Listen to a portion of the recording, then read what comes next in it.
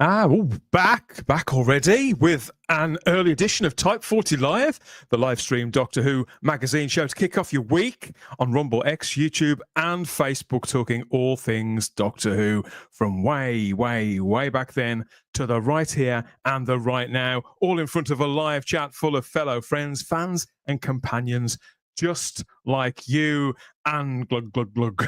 Just when you thought it was safe to switch your telly back on, it seems all new Doctor Who isn't totally done yet. There's something big and fishy coming around off the starboard bow. He looks concerned, doesn't he? And we're just a few days away too from Comic-Con 2025. That's coming around already.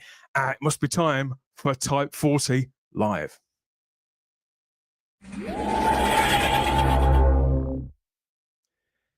And where else could we kick off this sort of nautical themed edition of the show than in the coral desktop theme TARDIS console room here. Hello, shipmates, everybody.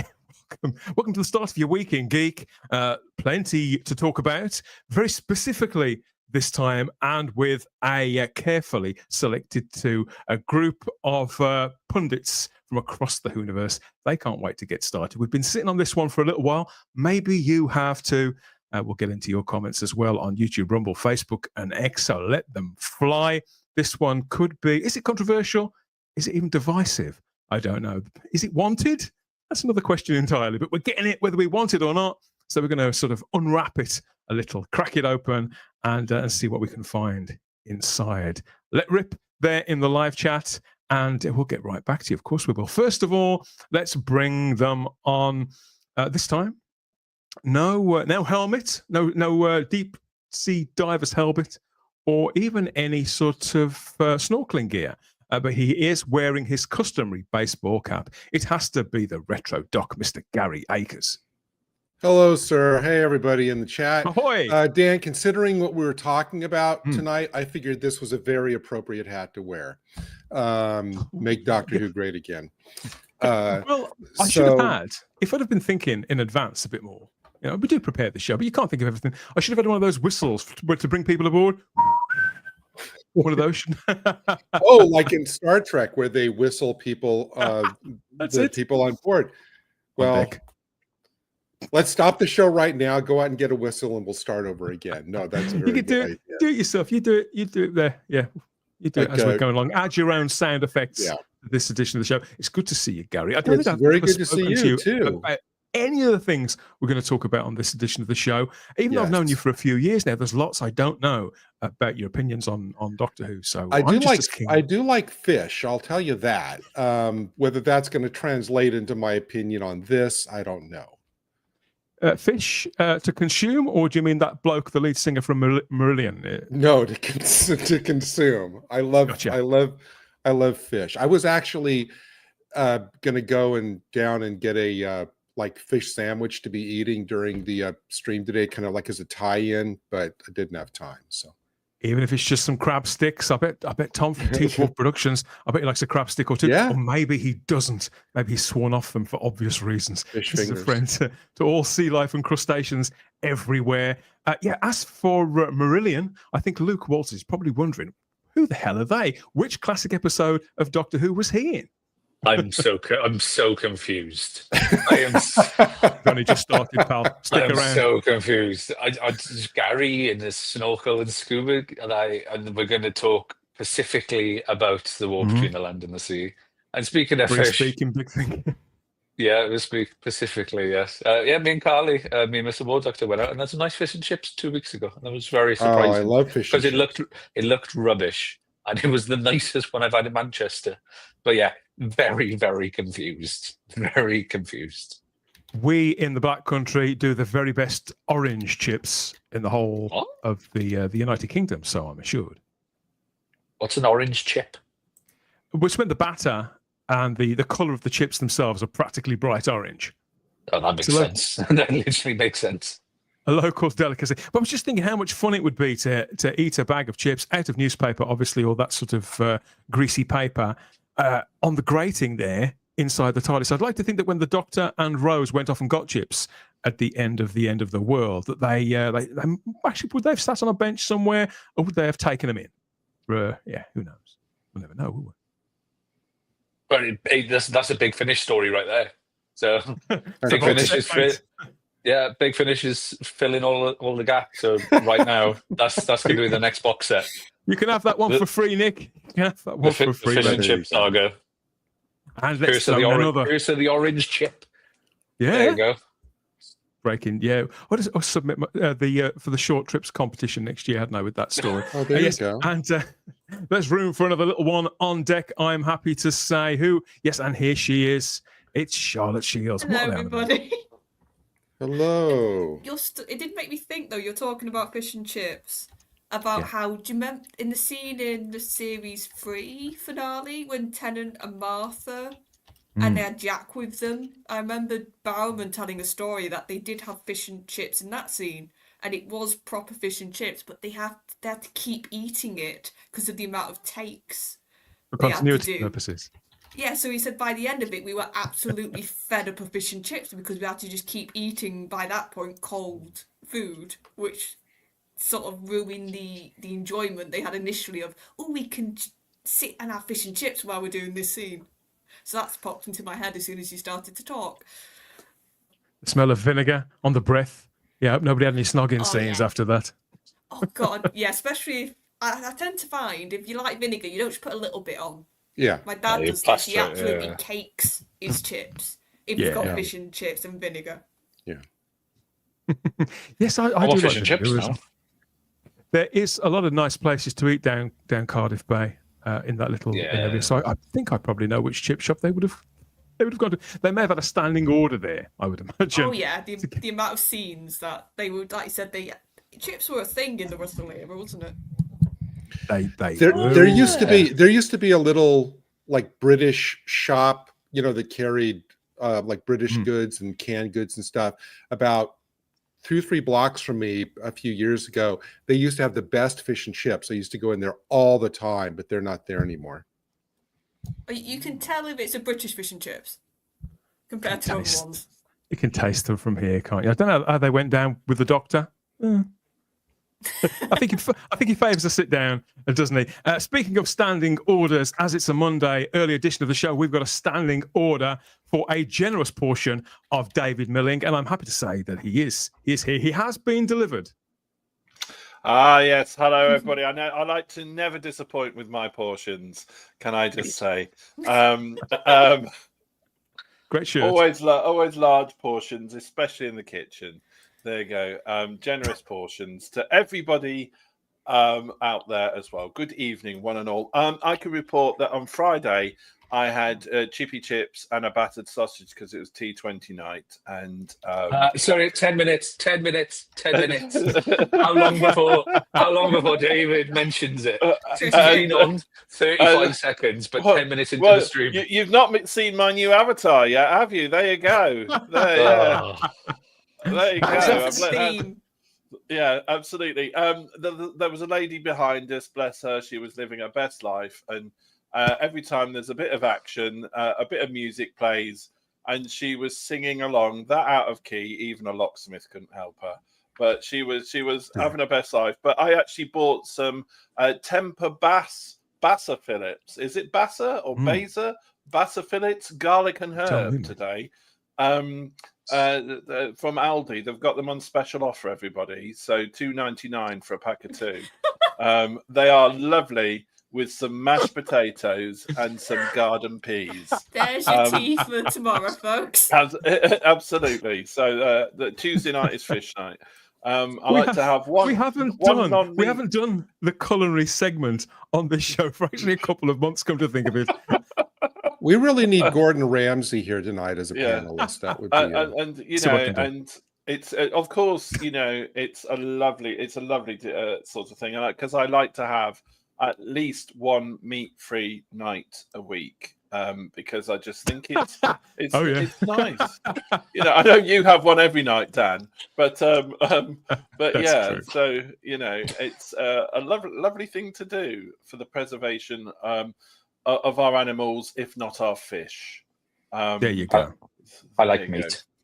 Yeah. You never think this was a Doctor Who show, would you? No, you really wouldn't. But I have done my homework and watched the trailer for Land of the War. Superb. Well, that's coming up later on. So you're going to get to see it. Whatever it's called, you're going to get to see it twice. Yes, anybody who's getting withdrawal symptoms from Doctor Who, from official Doctor Who, rather than our sort of ramblings, we can't bring them back. I don't know whether that's could anybody be disappointed about that. I'd like to bring her back. This seems like such a long time ago now, doesn't it? Not long enough. Already, it's like a different world, Dan. It feels like a different world. It does, doesn't it? Just like a few bad months. dream. Yeah. Dan, I'm actually really stunned. I'm actually really stunned, Dan, that you have not photoshopped yourself into Shooty's thing with her looking up at you like that. With her looking at you like that, you really need to Photoshop yourself. Gary, just wait. It'll be one of those AI things we've there got you now. go. Ordering for the AI version. If somebody could do that, if somebody could do that as an AI version of Dan and Belinda, that would be brilliant. Oh, here's this faux outrage now, everybody. You're making me outrage. You're making me sound like a proper dirty old man here. No comment. Yes, so Doctor Who's not on the telly anymore. Either that Doctor Who or proper Doctor Who. It's all gone for the time being, at least. And in times gone by, when Doctor Who was off screen, the folks who made it, the BBC generally, they'd have the foresight to have something else sort of waiting in the wings, wouldn't they? I'm talking about spin-offs back into the vortex, the TARDIS spinning off there. There've been TV spin-offs now, I think, for practically as long as there's been TV. And I don't suppose it's rocket science, really, is it? If something works and people like it, they want more of it, and then you give them what they want, or as near as damn it, if you can. Results have varied quite a lot over the years. I mean, for every sort of Mork and Mindy or Angel, there's been a lone gunman or an after MASH. Did anybody ever catch this one? Was that a series after MASH? I'm afraid so. Way. It was on for about like a season and a half. It started like immediately after MASH ended, with just these three characters, like stateside. It looks like the sort of the one guy with the devil and the angel on his shoulders, doesn't he? But the kids have been a little bit mixed around, sort of. But for this sort of intended reinflation of what's now termed the Whoniverse, spin-off projects are essential, really, for it to go anywhere. Russell T Davies has been talking about them for years, even before he returned as showrunner. He was saying how he felt that they were ahead of their time with all that before. And to be fair, when Doctor Who actually started running spin-offs, it did fare a lot better than most. Torchwood and the Sarah Jane adventures are really fondly thought of. Even now, perhaps not so much K9 and Company. I don't know, it depends on who you are. It did get called the worst spin-off of all time on one of those BBC clip shows a while ago, which I always thought was desperately cruel. And then there was Class, the most short-lived of them all, which seems to be the one that everybody thinks it's okay to hate. But I found something to enjoy in little bits and pieces there. I think it's probably best not mentioned. This ghastly official drama podcast, Doctor Who Redacted. God, it was shocking. But now we're assured that further spin-off is coming soon. In fact, it wrapped filming months ago, and we'll be taking a look at the first full-length trailer later in the show. But what I wanted to ask you guys, whilst we've got this particular panel gathered, and some of you are quite new to this community, I wanted to know what your feelings are about spin-offs generally, and what are your favourites from telly times past, not just the Doctor Who ones, any that you sort of gave a chance and you found were best sort of forgotten, and which have been your sort of all-time favourites, really? Which one of these have you gone back and rewatched? How about you, Gary? You're steeped in not just Well, no, I was waiting to see if somebody would leap in. Sarah Jane Adventures for sure. I mean, that kind of is the benchmark for well-planned, well-written, quality spin-off that had its own identity, its own tone, it was still for everybody. It wasn't like for just the kids, and that to me is the pinnacle. And I would actually by default put Canine and Company 2 there, because I'm like you, Dan. I think that's a great one. Class, the Capaldi opener was good, and the rest. I met one of the, I can't remember the name of the actress, the brunette actress. I met her at a con. She's very nice and charming, very sweet. Lucy something or other, yeah. isn't it? Yeah, she was very was enthusiastic for the show, as charming as could be, very nice. And so, and Torchwood, I had one great season, and the what was the last season that's been on my to watch list for about 11 years Miracle now. Day. Miracle Day has been on my watch list for about 11 years now, and I've never got to it. In terms of general sci-fi, my go-to great spin-off is Angel, which actually I like more than Buffy. You liked it more than Buffy? Yeah. I thought because I know you're quite an Anglophile, aren't you? We don't do spin-offs so readily in Britain, but we do have them, particularly for sort of the little franchises. They try them here and there. Most of them don't outlive the parent show, which does happen quite frequently in the States. Doesn't like Dallas, a spin-off with Knots Landing, and I think that lasted as long as, if not longer. It did. And I think, the only, off the top of my head, the only British, non-Doctor Who British spin-off didn't Are You Being Served? Didn't they have a spin-off where the characters went? Sort of, yeah. It's one of those things where, is it a spin-off or is it just a sequel with the same name? Okay. Yeah, it's the same. Because I was thinking about Frasier. Does that count, David, as a spin-off or a sequel? Because I think it started a couple of years after Cheers had ended, didn't it? So what would you call it? I would call that a follow-up. I would call it more of a spin-off. Because, as you said, it's a couple of years after. Angel definitely is a sort of like because it run parallel, didn't it, Angel? So spins for a couple of years. So Angel is I would say is more of a continuation. I would say, whereas Frasier is a completely different setting. So I'm with you and Gary on this one. Unsurprisingly so.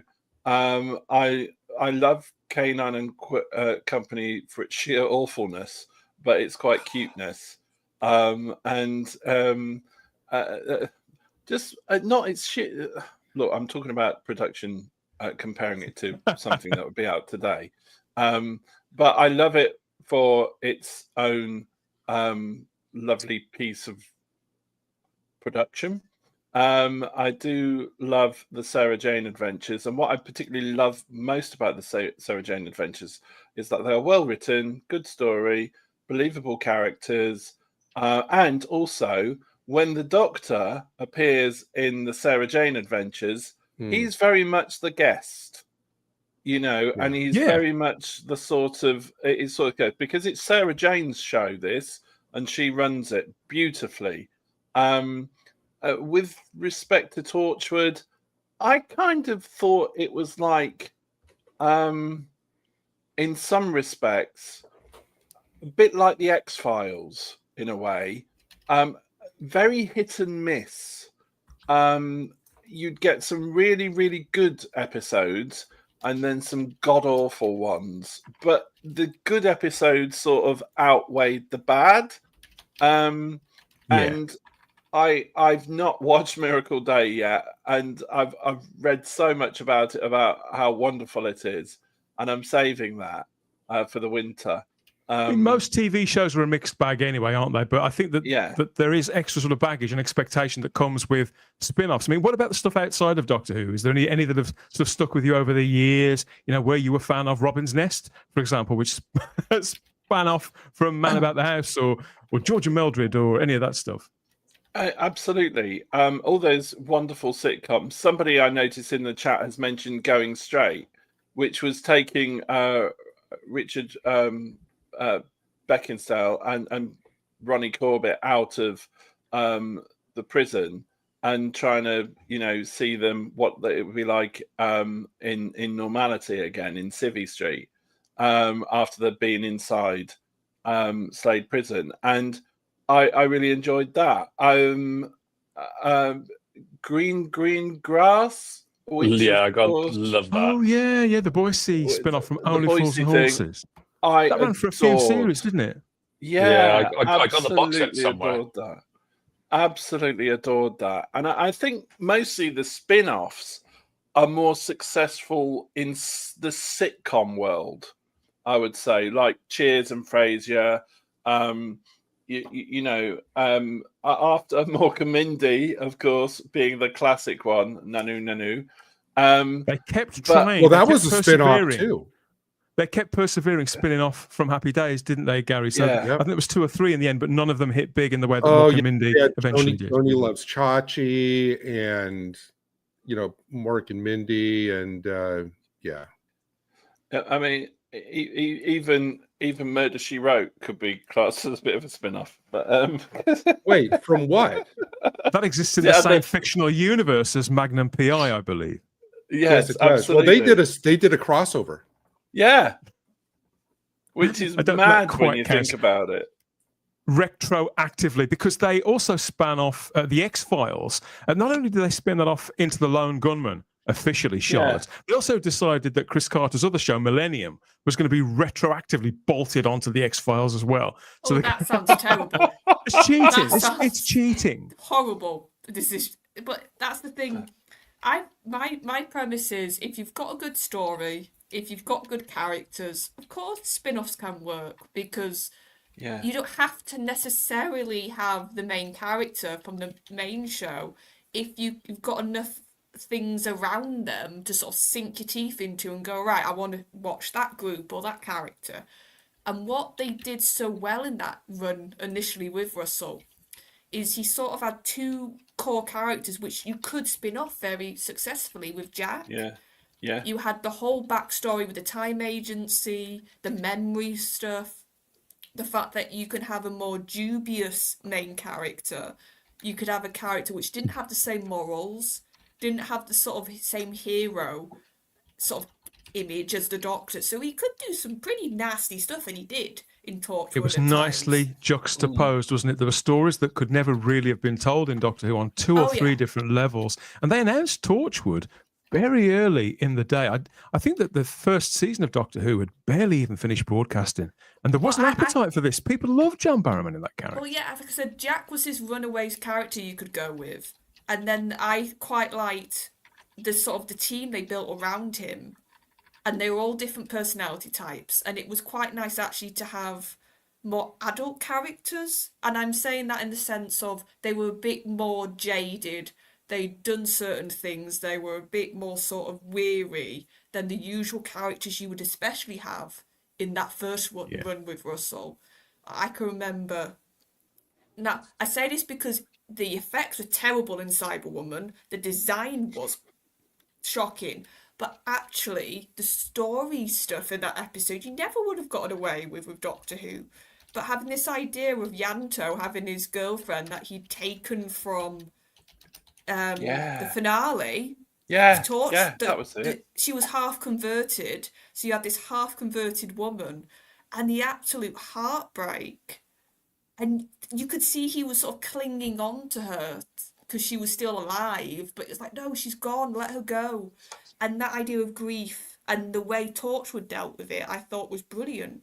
But like David said, you'd get a really well-written thing like that, and then you'd have, and as a way to put it, sex gas. And it was like, okay. Oh, yeah, I remember that one. Yeah. That makes it sound absolutely brilliant. People in the live chat here have been joining in with their memories, not just of the Doctor Who ones, but of others too. Lord Thoth loved Angel probably more than Buffy. Just like you said, Gary. And yeah, going straight to that spin-off from Porridge here in the UK.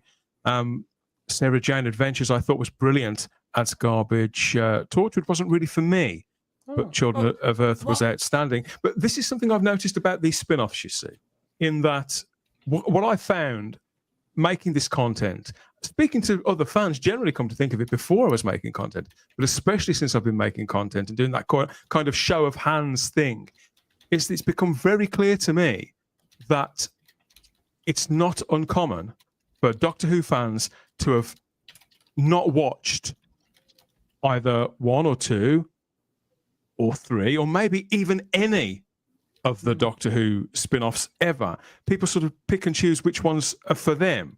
I get the impression that they're not viewed as essential viewing or as compulsive viewing. I think there's a lot of people who watch every episode of Doctor Who within our community who watch each episode out of either loyalty or some sort of OCD, Luke. Whereas the spin-offs, depending on the kind of person that we are, because, you know, there are different personality types who are quite happy to leave behind. Like, I didn't like the New Adventures Doctor Who novels, for example, because they were so adult, too broad, too deep, and far too adult for me. So they didn't feel like Doctor Who. I stopped reading them. And some people felt the same way about Torchwood. They watched 1 or 2. It just didn't feel the same.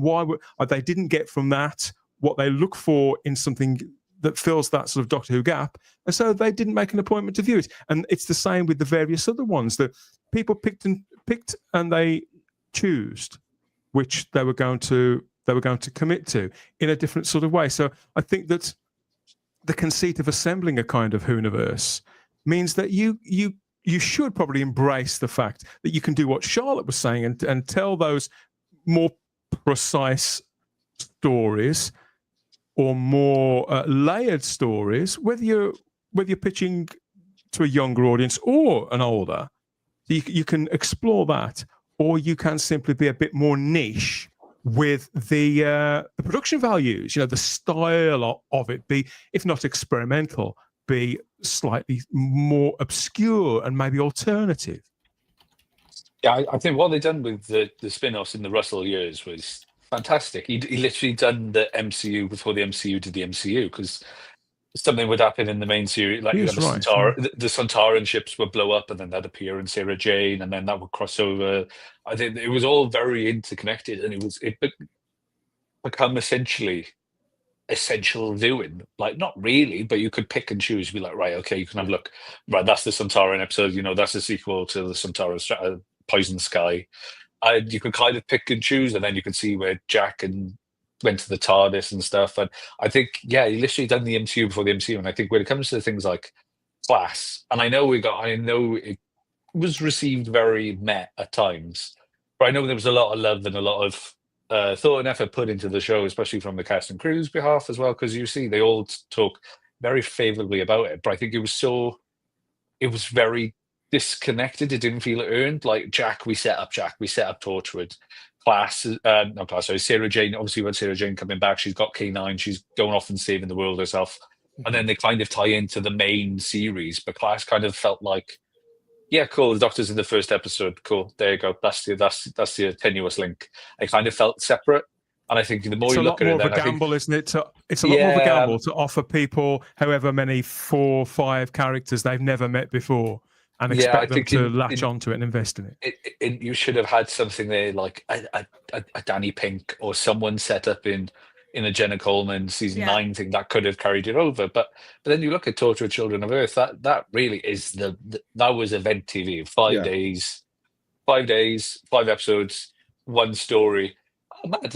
What's more between land and sea got? Mad that. The Nation were talking about Torchwood at that point, putting it on BBC One. The way it graduated from being on a small channel. I still got that signed as well by all of them. What's that, mate?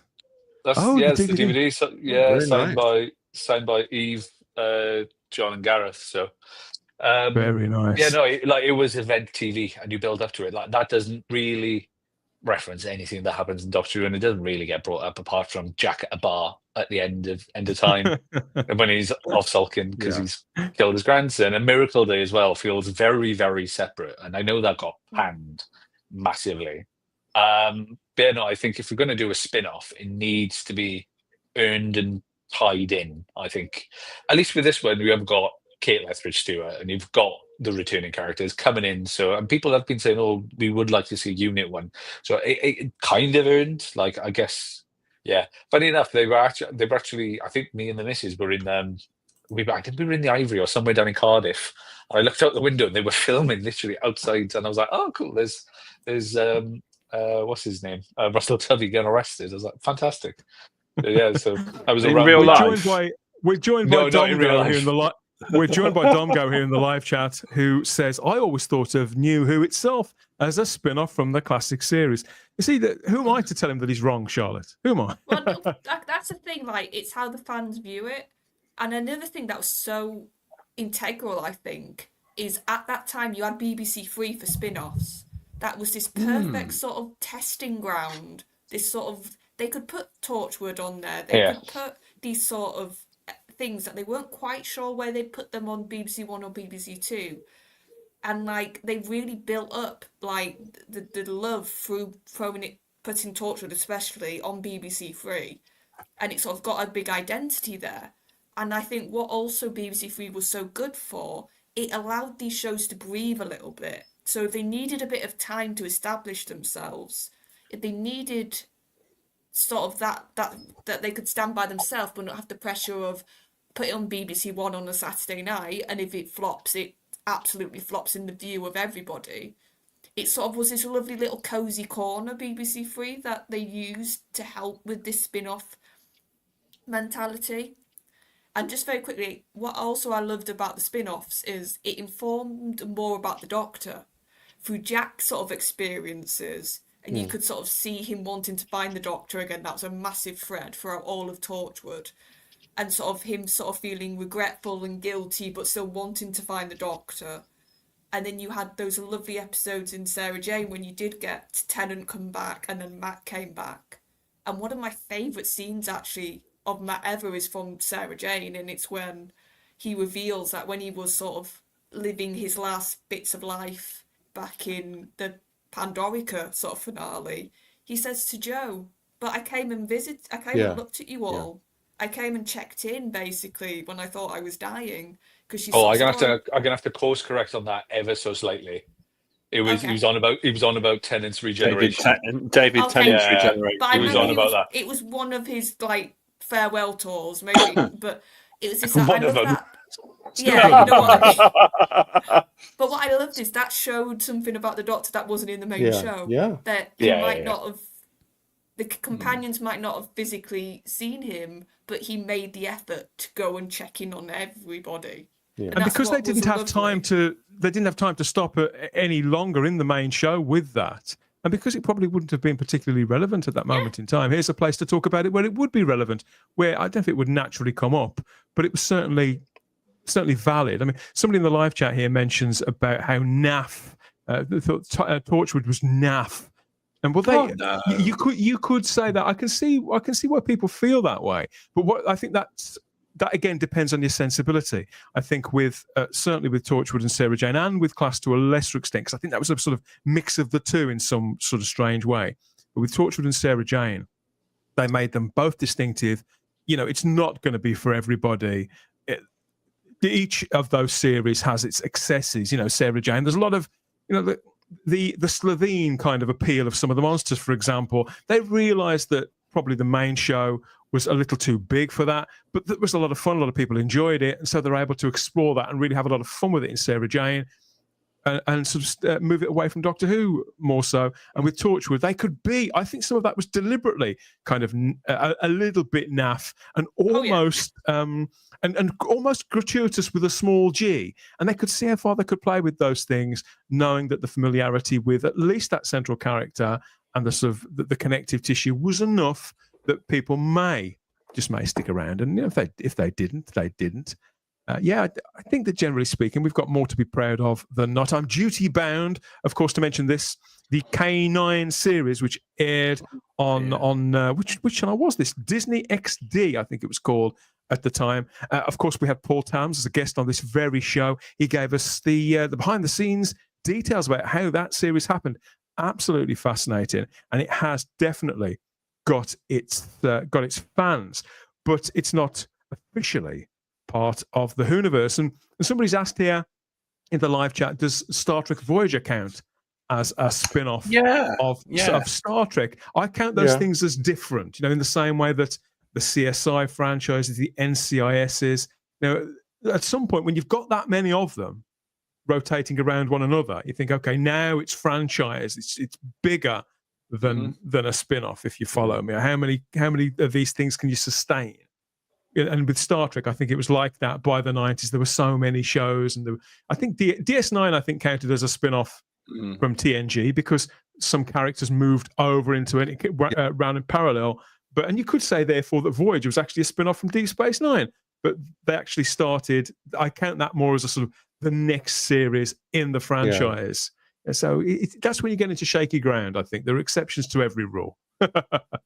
Voyager was more of a situation where where all the characters were new, but the situation of Voyager was set up like in the other series, like with characters like the Maquis and stuff. So it's more like they lay the groundwork for it elsewhere, but then all the characters are new. So then it's like, you're right. It's like, what is it? Is it a sequel? Is it a spinoff? Deep dive here from Philip Roy. What about the On the Buses spin-off, Don't Drink the Water? I nearly included that in this. I wondered if anybody remember it. With Blakey and his sister, who was played by the late, great Pat Coombs, living in a Spanish holiday resort. Derek Griffiths was in it as well. I've never actually seen it, to be honest, Phil, but I've seen pictures of it. So, yeah, it's I think it lasted about 8 What episodes. was On the Buses? Like that. This is a standard sort of British workplace sitcom about a few people working at a bus depot. So you've got a driver, you've got a ticket collector, you've got a couple of clippies. It's very, very standard stuff. Charming, sort of fairly innocent, sort of bum-pinching comedy that ran for about 5 series. Very, very popular. And it led to this sort of spin-off for one of the... In fact, I think there might have been another spin-off from that as well. We've all got our favourites, and there are some notorious spin-offs in the history of British television, and I know of American and doubtless other international territories would be the same as well, because you can't make an omelette without breaking eggs, can you? And you can't have a hit with absolutely anything. And in many respects, I think that you could look at something like Frasier. That was never going to fail, you'd think, but there are other things which are a gamble. They obviously thought that After MASH wasn't going to fail, but there are other things that are more of a gamble. You think, well, it's good that they took that risk. For example, I was a big fan. I think I was the only person in the world who was gutted when they ended the Friends spin-off, Joey, starring Matt LeBlanc. It only ran for 2 seasons. I thought it was fantastic. I was the one person still writing to Warner Brothers for a DVD or Blu-ray set. Well, there is also a massive drama one that we've not mentioned, and I can't not mention it, which is, of course, Inspector Morse.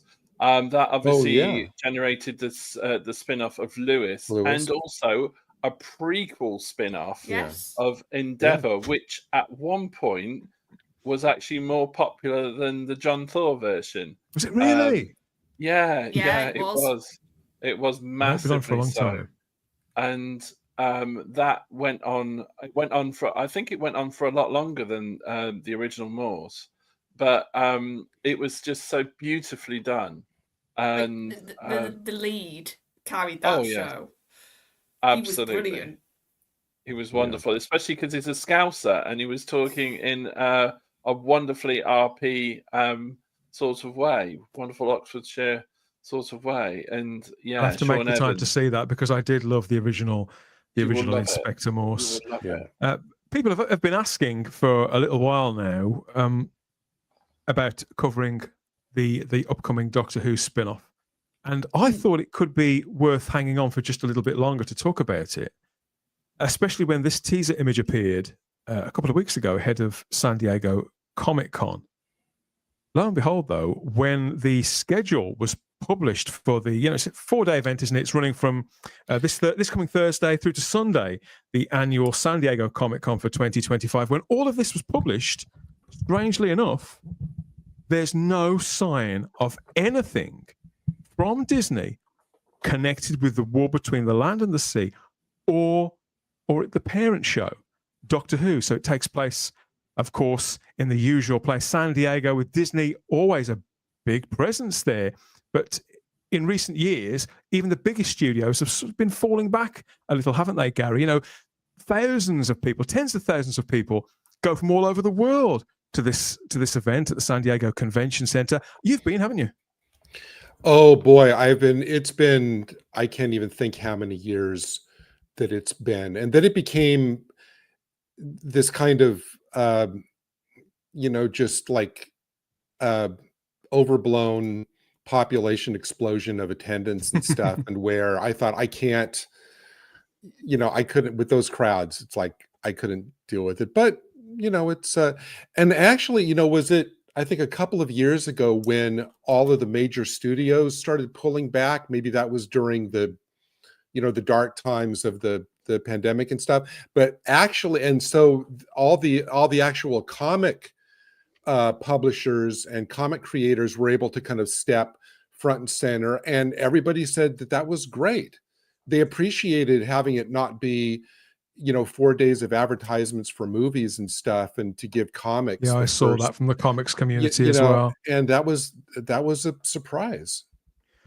Last year, Doctor Who had a reasonably big presence. The faces, the creative behind it, and the stars were there in force, doing the thing, doing the promo thing. Lots of big smiles, lots of larking about there. Ncuti Gatwa and Millie Gibson riding around and meeting the fans as well. I mean, it did seem to go down fairly well, but of course that was before the impact of the material was sort of really apparent. I think it's one thing to have them out there, so shaking hands and smiling, riding the crest of a wave with a big push, but then when people have lived with the material for a little bit longer and seen the actors in the roles and then the publicity around the show starts to change shape, then them coming back this year, not only are neither of them involved with Doctor Who anymore, but even Russell T Davies seems simply busy doing other things. So this was quite a big deal last year, and it was nice to see. But 12 months on, it's, even though the installation is there again, it's the exact same installation with a different name, which they're trying to kind of loosely tie in to the war between, maybe through that social media campaign. Generally speaking, all they've done, they've dusted this down, stuck up a new poster, and that's pretty much that. I mean, Luke, are you surprised by the fact that there's no Doctor Who presence at all at San Diego Comic-Con this year? Should they have at least have done some sort of lap of honor, maybe? I'm not, because Doctor Who's not the only ones that are not there. Disney and Marvel's not in Hall H. Is it not? No, there's like pretty much every major studio this year is skipping out on having a panel in Comic-Con. So Doctor Who, so it's not just down to this one, and it's like, oh my god, Doctor Who is dead. They're not even at Comic-Con. They're not even advertising the war between land and sea. It's, for some reason, no one's there. I know Marvel haven't got, but they got Fantastic Four now coming out. Warner Brothers with DC, they've got Superman, so I guess they've got Supergirl coming up, which I can't wait for. But yeah, it seems like Sony's skipping it, Paramount's skipping it. Like pretty much every major studio for some reason this year is skipping out on. Oh, okay. I didn't know that. I assumed James Gunn would be there with maybe Carl Chandler and Aaron Pierre from the Green Lantern show. I only found this out literally about 10 minutes on before I come on the pod, and I was just like, oh, I just saw it pop up, and I was like, oh, okay. But I think, it would be nice to have a Doctor Who presence there, but I don't think you need a doctor. I don't think you can go there and advertise the war between the land and the sea with Russell Tovey and not have. I think you need your big hitter. You need your Ncuti Gatwa or your Billy Piper or whoever's playing the role at the time. Then you do that as well, because I don't think it's not an established thing now. It's a spin-off. It's his own thing, really. Yeah. So if they go to Hall H and advertise the war between the land and the sea and no one really turns up, it's not going to look like a success for them and a dent. So I think it looks worse. Let's cut our losses and just not go, because everyone's skipping it anyway, so they're not going to lose out or anything. And they got the installation there as well, and it looks great. So yeah, I'm not surprised. And to be honest, I don't really blame them, to be honest. Yeah. Now you've explained that.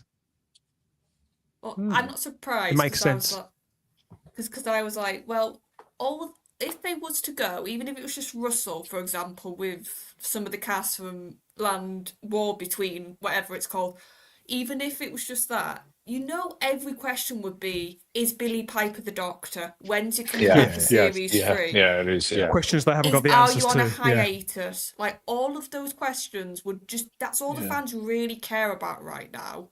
So why would Russell willingly put himself there when he can't really answer, I think, a lot of those Yeah. questions himself, because it's very clear now everybody involved is giving this air of, Yeah. like, that's how they're all acting. So why put a lens on that? So I had a feeling before even it got sort of the schedules and the other people started to pull away that weren't Doctor Who. I was like, this is a disaster if he goes, honestly, in the making. But I do find it quite telling that there isn't at least something. It didn't have to be a big panel. You could have just put some of the actors like to do like a fan thing on the floor for between to promote this new spin-off. You could have, or like have something to remind people. By the way, we've got a brand new show coming out. Like, that's the thing and we'll probably get more into this later when we watch the trailer. I find it amazing the amount of lack of marketing this spin-off is getting. And this would have been a really prime opportunity to do something. Yeah. Because it just The thing is, as regards broader marketing, they can't generally, until they know which quarter it's going to broadcast in, they can't really commence true marketing. But Comic-Con kind of exists outside of that because they've got that captured audience there. And it's not like Glastonbury where they build a fuck off fence around the outside and literally keep everybody in. But from what I've been led to believe, it is really quite self-contained, and there's lots of restaurants and things like that there, Gary. And so people needn't go off site if they don't want to, and they can live their geeky life for just 3 or 4 days. But the entire thing, David, for me, it just contributes more to that sinking feeling. The airs are being let out of the tires of all of Doctor Who, international, like globally on that stage.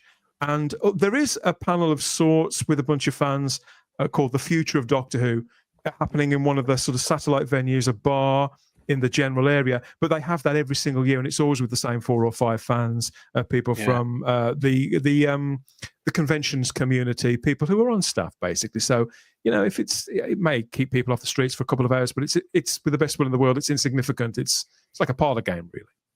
Yeah, it does feel that there is a sort of resignation in the air, especially and broadening it. If a lot of the major studios aren't attending, it does sort of leave it as a sort of afterthought. And the thing about the first sort of wilderness years is that there was a lot of material out there. So there's always something for somebody to talk about. And at the moment, the only thing that there is to talk about that is loosely connected with the program, it may attract a different sort of audience, the people who might not necessarily watch Doctor Who, but still want to scratch that science fiction itch. They will have the War About the Land of the Sea, Between the Land and the Sea, sorry. But there isn't anything else out there apart from, well, dare I say it, Big Finish and the Christopher Eccleston Billy Piper reunion. So there's not a lot really, apart from your collection box sets, to get excited about at the moment, apart from having some poor person attend, linked with the show, who's going to be sort of getting badgered about the future when they don't, as Charlotte. Charlotte, you do the gesture again, please, Charlotte. Yeah, absolutely. When they have absolutely no idea. And it is sad, but then I suppose, if Marvel aren't attending, if Paramount, if others, I don't know if they've all sort of like decided between one another that they're not going to go, but it seems a little daft. And I don't know if because I've never been to a Comic-Con, because thousands of people in one hall doesn't really. Well, it sort of makes me feel quite nervous, actually. I wouldn't like that. But you come back with Tom Crud and all the rest of it. Yeah, I'd be very twitchy. The thing but it strikes me is did they it's kind do- of what sorry. it kind of chimes with what Gary was saying earlier on.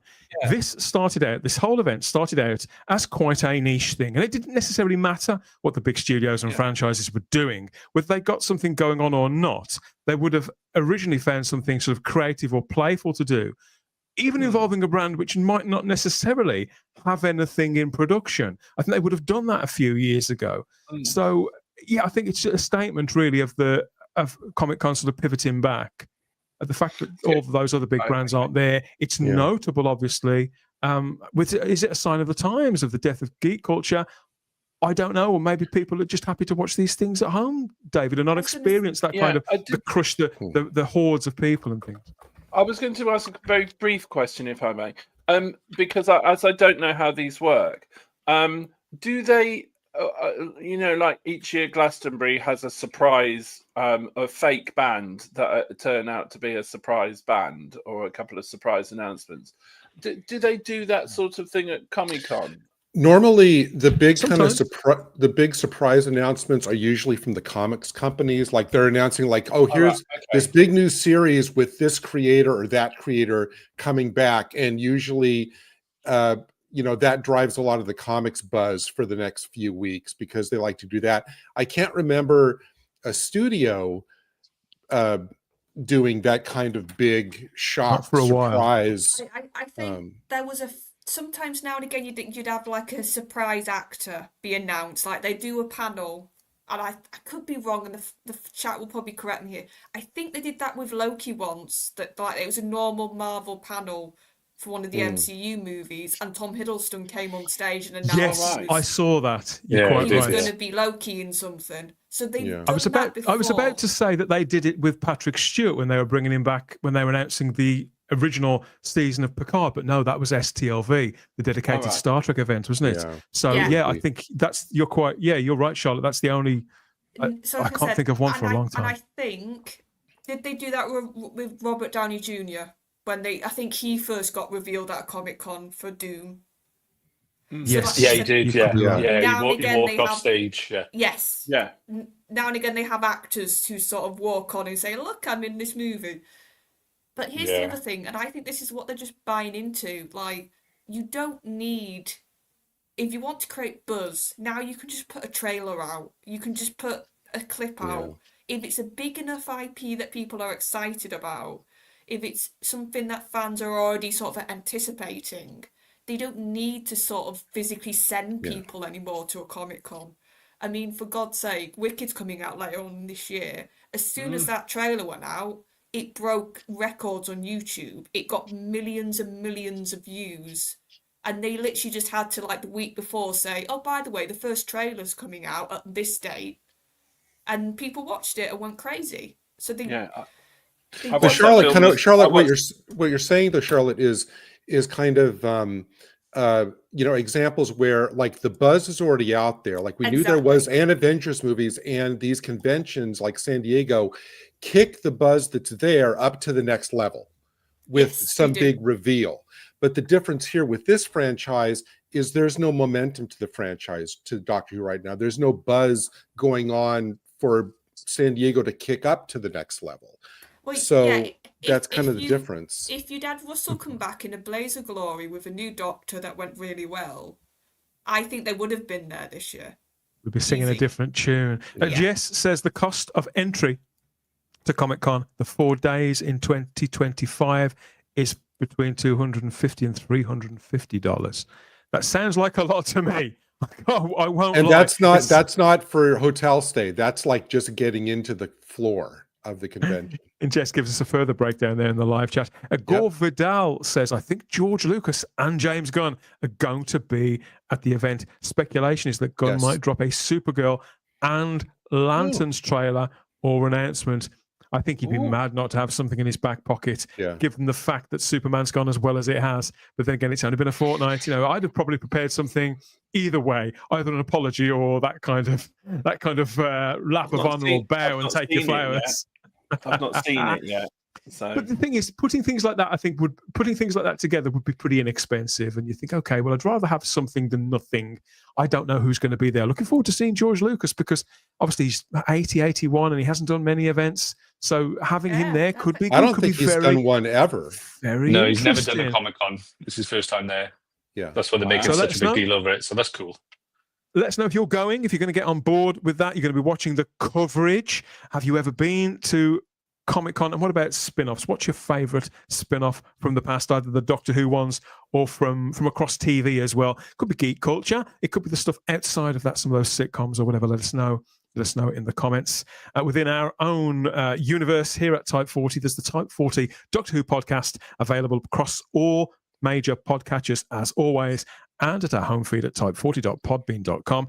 Most recently, there's our very full-length review of the classic Doctor Who story, The Time Meddler, where Charlotte and I and a couple of our friends do battle, don't we? We we put on our habits and we wrestle with the meddling monks' nefarious plan there, and there's Vikings and all manner of other stuff kicking off. So that was a good laugh, wasn't it, Charlotte? And we really get into it with that, and you get our scores. Can you remember what you scored it out of 5 after all this time? I gave it a 4 because we all matched bar Simon, and Simon felt very left out. I remember that. Oh dear. So you can get that on whichever podcast you get your podcasts, or of course there's the video version here, the enhanced edition, as we like to say here at the Type 40 YouTube and Rumble channels. This is Type 40 Live though, across Rumble, X, YouTube, and Facebook. As ever, we've done the setting out of the store, I think, and we're going to get right into it. We're going to go deep, a deep dive into something none of us have actually seen yet.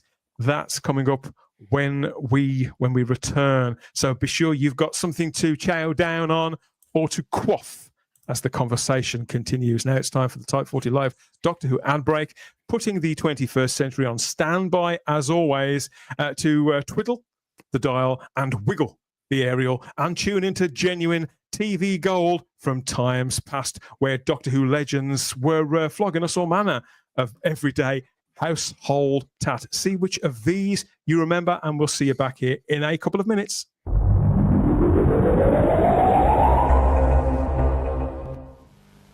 Introducing Quirks.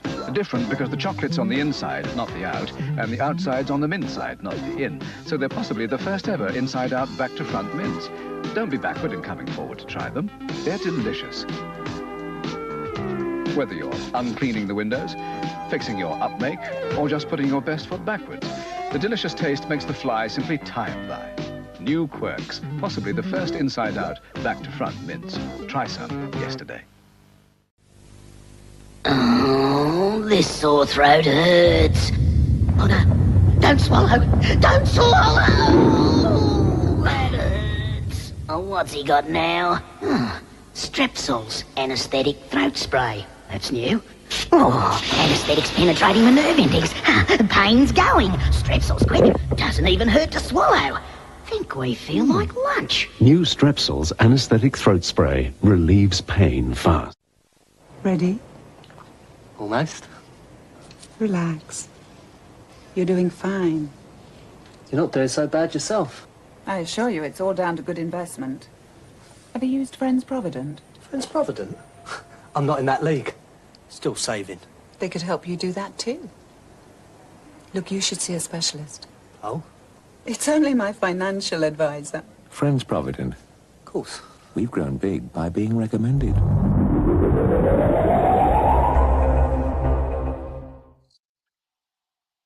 Welcome back to Type 40 Live, YouTube, Rumble, Facebook, and X, as always, for your Monday, our early edition, always here from 8 p.m, whichever platform you're watching us on. We let fly with the past, the present, and the future of all things Doctor Who. Always room for a little bit more.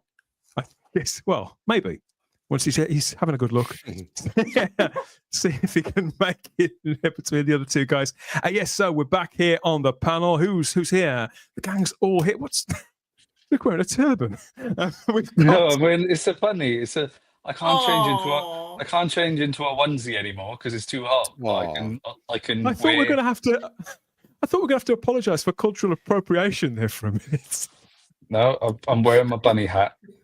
So I can't do a onesie. No, not onesie, an hoodie. It's too hot. All I'll say in the chat, you know who I'm talking to. Have fun with that. Have fun. Oh no. I know a very good psychiatrist, Luke. I really do.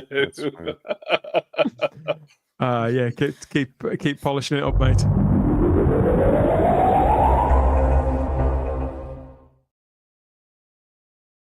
Wow. Yes, so we're back. So are you. Thank you for the comments so far, everybody. You're not a real furry, suggests the Zero Room. That's for him to know and you to find out.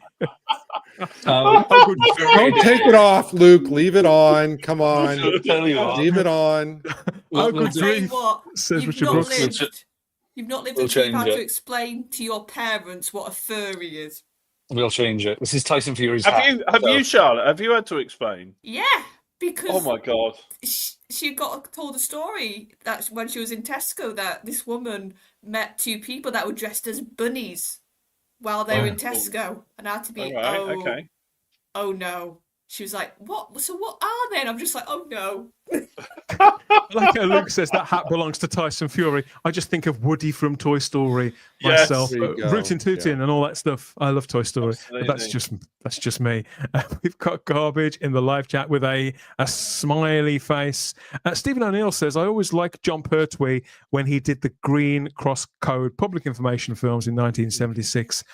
Blink. Yes, we do feature those now and again with a young Dexter Fletcher, and I think there was another famous kid in the cast of that as well. Farsight has joined us in the live chat. Hello, everyone. I can't type fast enough to say individually hello. Well, we do holistic hellos as well, don't we, Charlotte? Yeah, we do. And also, anybody else think he looks like he's thinking, how far can I push that car? And will it put them in an unfortunate position? I love that. Oh, dear me. Yes, so here we are again. More Doctor Who talk.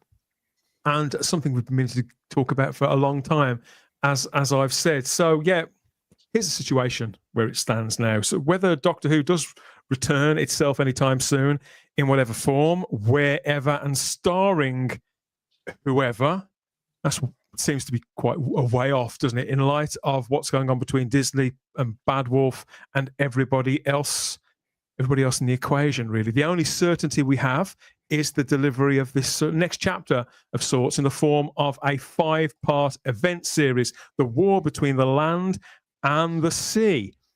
We've heard this title floating around now for well over a year. It was announced at the last Comic-Con, if you remember, and I think we'd had rumours of it for months up until that point, as it was. So they revealed it would star a mix of characters and actors we already know. Some of them are playing the people we're used to them playing. Others are playing other characters entirely. So that's one thing. No confusion there at all. It does look quite explosive, quite glossy, in a way that perhaps Doctor Who hasn't done this year, I think. And it does seem to be delivering on a notion that the makers of Doctor Who played with over 50 years ago to spin off the characters, the soldiers of UNIT, into their own series. This is something they had a genuine plan to do, although I don't think any scripts were actually written.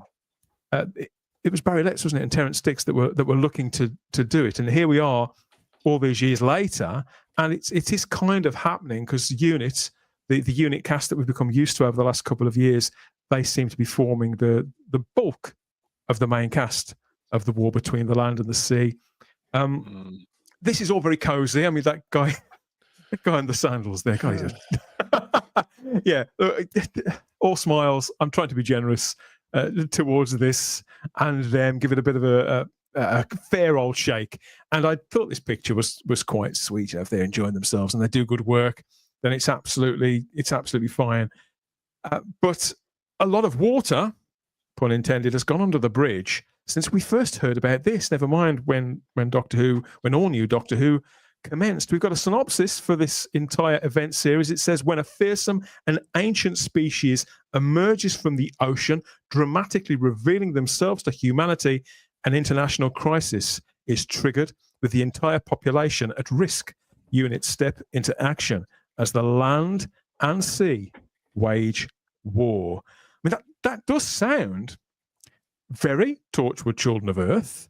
It does sound like something like you saying, Charlotte, that the main show couldn't necessarily do. An international crisis. Intergalactic crisis is one thing, but international crisis implies drama and a more, I won't say political, but certainly a more kind of perhaps topical angle to it. Yeah, it's like it can take. It seem different. But yeah, and it's sort of this idea of, instead of being the more family fare that Doctor Who is, this seems to be a bit more thriller-like, a bit more sort of fast-paced. This idea of the characters that aren't the Doctor, how are they going to deal? That's what I always loved about Torchwood and Sarah Jane. It was like a completely different approach to threat, to sort of a crisis. When humans react, we're very different to how the Doctor thinks and reacts to stuff. So that idea. You say that, Charlotte, but I've noticed there's a few official images from this, and we've seen some clips. We're going to look at the trailer in a moment. And I think you're right. I think it does. I think it seems big. We saw that picture of the troops there in the road, but a lot of the imagery I'm seeing and the character moments, there's a lot of stillness there, which I would associate with. It reminds me visually, Gary, of the two Sam Mendes James Bond films, particularly Skyfall, the one set in London, courtrooms, greys, people in shirts and ties, that kind of thing. People staring at one another, right? Rather than, I think, or is it just that I've become unaccustomed to this from anything connected with Doctor Who? When you've had 20 episodes of Ncuti Gatwa wobbling his glutes at us and flashing his smile. I mean, what have you picked up on it so far? I mean, two people kind of staring at each other is leagues away from like the speedboat chases from earlier Bond movies. It's like almost like a whole different aesthetic. With something like this, and I thought this from the first minute I heard this, the only question I have on this is why? What is the point? I mean, I'm guessing that maybe and this is just speculation, when Russell first made his pitch to Disney for these 26 episodes, part of it had to include a spin-off to give the impression that this was going to be first of many. Oh, this is the foundation of my plan for the universe, for the Whoniverse. There's going to be a lot of there's going to be explosions of spin-offs, and this is only the first. So I guess maybe something like this had to be wedged somewhere in that initial. I've used this expression and this phrase before, and I can't remember whether it was on a show that you were on or not, Gary. I view this entire order, this batch, the 2 seasons of standard Doctor Who and the specials, and this as effectively proof of concept for this evolution of Doctor Who, being that sell this as a block. Look, this is the possibilities for this brand, this franchise, this IP. If you come on internationally, this is we're gonna in effect we're gonna trial run this concept at this precise point. Exactly, because obviously it has been nearly 20 years. You're quite right. They've done all this before, but a lot's happened in the last 2 decades. Not just the brand of Doctor Who, but a lot's happened with international television. The streaming age, the streaming wars, however you want to look at it. So I think there were wires. I mean, I haven't seen this quoted, but that's how I view it. That this was effectively going to be a proof of concept thing, and they could either do more of it or less of it, or turn that bit up and turn that bit down, and move on. As far as this specific miniseries goes, though, I think if all of the appearances of Unit in the last 2 seasons of the show were intended to kind of like whet people's appetite for this, I think that's been a huge failure, because Unit in the last 2 seasons of the show has just been a source of endless like mockery, not only for the ineffectual, their ineffectiveness in the actual stories they've been in, but does anybody even really care about these mix of characters? Well, Gary, that's the problem. I mean, I'll be honest with you, a couple of the characters that I used to like, I've gone right off them. So if anything, that could just be me. That could just be me though, Luke. I mean, it's we were talking earlier on, Charlotte made they used Jack for a reason. Kate Stewart hasn't got that kind of pull, has she? I think the idea is that collectively they may have, depending on who else they bring into the mix. No, and I think, to be fair, I know everyone slates season 1 and 2, but I think Russell probably writes Kate Stewart the best out of everyone she's been written by. She's written by Moffat, written by Chibnall, written by Russell. Strangely enough, yeah. I think Russell's got a better grasp on her as a character than the other two, and I know she's a Chibnall creation, realistically. I know people are going to say no, it's in the comics and stuff. I know, but I mean, she's consistent now in a way that she wasn't under the two other guys. Yeah, she's quite authoritative, and to be fair, I think the way this is, the way it looks, and it's serialized format. It's one story, 5 episodes. It's like, but as much as many people knock Flux, is like Flux got a lot of things right, whereas that's now how TV is in the modern age. It's gone back to serialized format, and you see now they kind of tried to do it with season 2 very, very loosely. It didn't work. Season 1 was a little bit all over the place, and I think if they could nail this, because Russell T Davies is still the guy that made Years and Years into Sin, which is fantastic television. So, and he's got Peter McTeagan as well, who did a good job. So I think if they can nail this could be like, right, okay, this is the future of the show. But realistically, this also could have been used instead of a spin-off. They could have just done season 3, 5 episodes in one serialized format. So who knows? Who knows? Yeah, good point. There you go. As You're I say, right. I mean, to me, that lends weight to my proposition, my theory that the entire thing is a kind of proof of concept. We got this comment from Jess in the live chat here, David, and she points out the war between where is the Doctor Who logo in this. Now, in every bit of graphics that we've seen for this so far, and admittedly it is very early days, considering this represents the expansion, the proof of concept of there being a Whoniverse, I didn't expect to see the Doctor Who logo there. But I did expect to see to see the Whoniverse either at the top or the bottom. Weird, isn't it? Yeah, that's a good point. But Torchwood didn't have the Doctor Who logo as far as I can recall. Neither did the Sarah Jane Adventures. Neither did Kane. Well, actually, Torchwood technically did in the first episode when Eve Miles is walking around Cardiff. There's a big banner advertising the Doctor Who experience in the background with a Dalek. That's really visible. Yeah, it's in the first episode. Yeah, so technically it did, but I think it's a mistake on this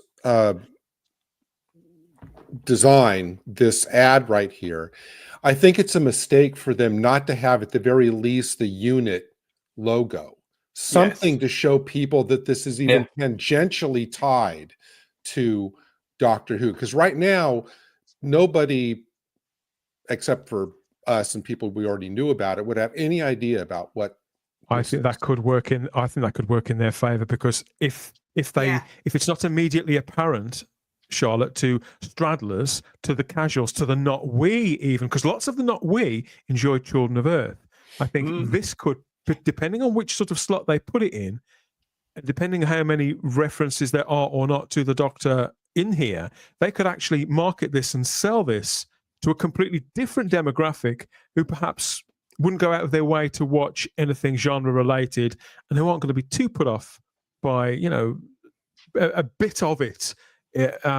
Post the geek age, post the MCU, for example.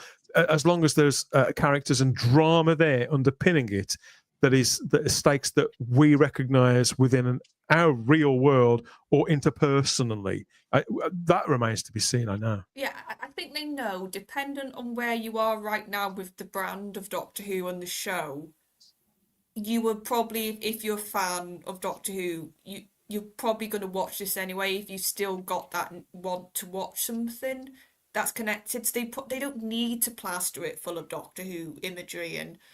But I agree with you, it's odd that the Whoniverse isn't there in any capacity, because this should be, like you said, them saying, look, we're expanding, we're going beyond the Doctor, we're showing this, that we can tell different stories in the universe.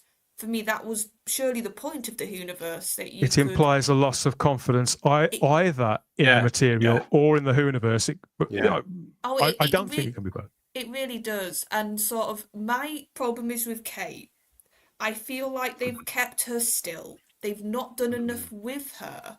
And I think if you think we've had anniversary specials, we've had 3 of them, we've had 2 series which love to go back to that unit set, which love to have that room on show every finale they could. Like we've had plenty of showing of these characters, and I'm like you, I don't care about any of them. And I'm one of these people that I will forgive plot stuff at times. That's not my priority at times. If there's people, characters, things that I can sort of go, I will watch for them, I will happily watch something. I'm the way I am with stuff. And the fact that I'm sort of like, okay, I could leave or take her. I don't care about a little boyfriend because he's done nothing except from just stand there and look vacant. Confused.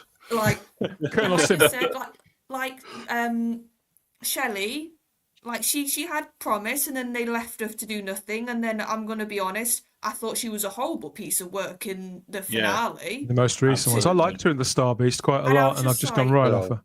Okay. So that's my problem. This needed and I said to you, the concept they should have gone with when we were chatting about this a while ago, to go with that theme in the anniversary of, oh, you're getting old, which they tried to like bolt on with the Tennant stuff.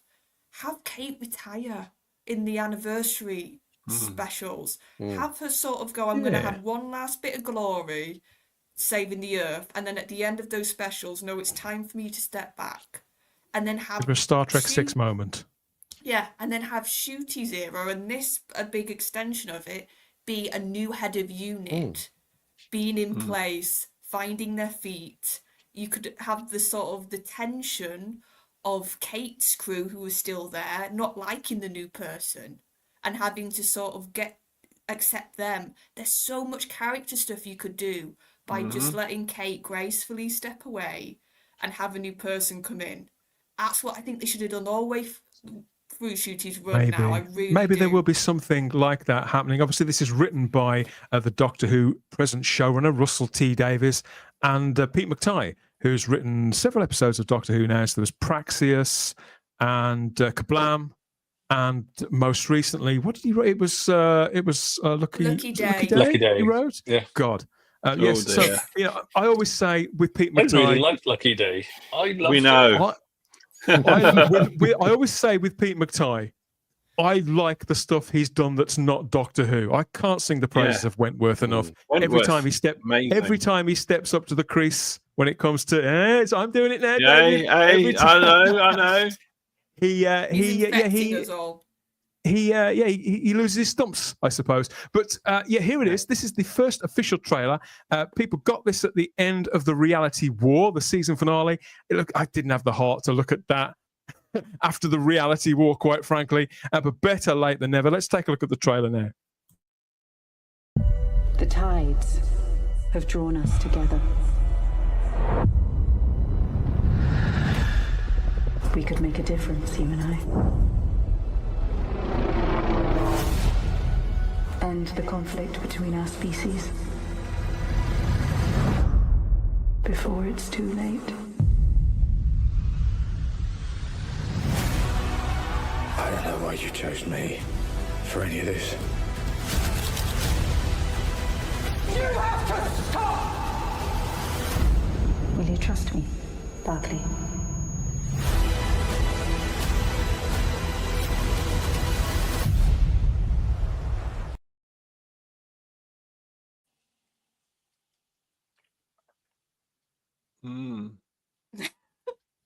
Can I just say, it looks like this is Barclay, as played.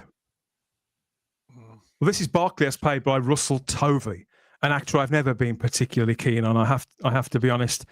Whether he's the lead of this show, I'm not entirely sure, and I like that I don't know a great deal about it at all. I'm not taking any of it for granted because this isn't Doctor Who. It does look like an ensemble drama, and that trailer wasn't what I was expecting. I think I don't think you could mistake that for being a Doctor Who trailer, firstly. No. And secondly, I'd say that as a TV show, that's pretty bloody good.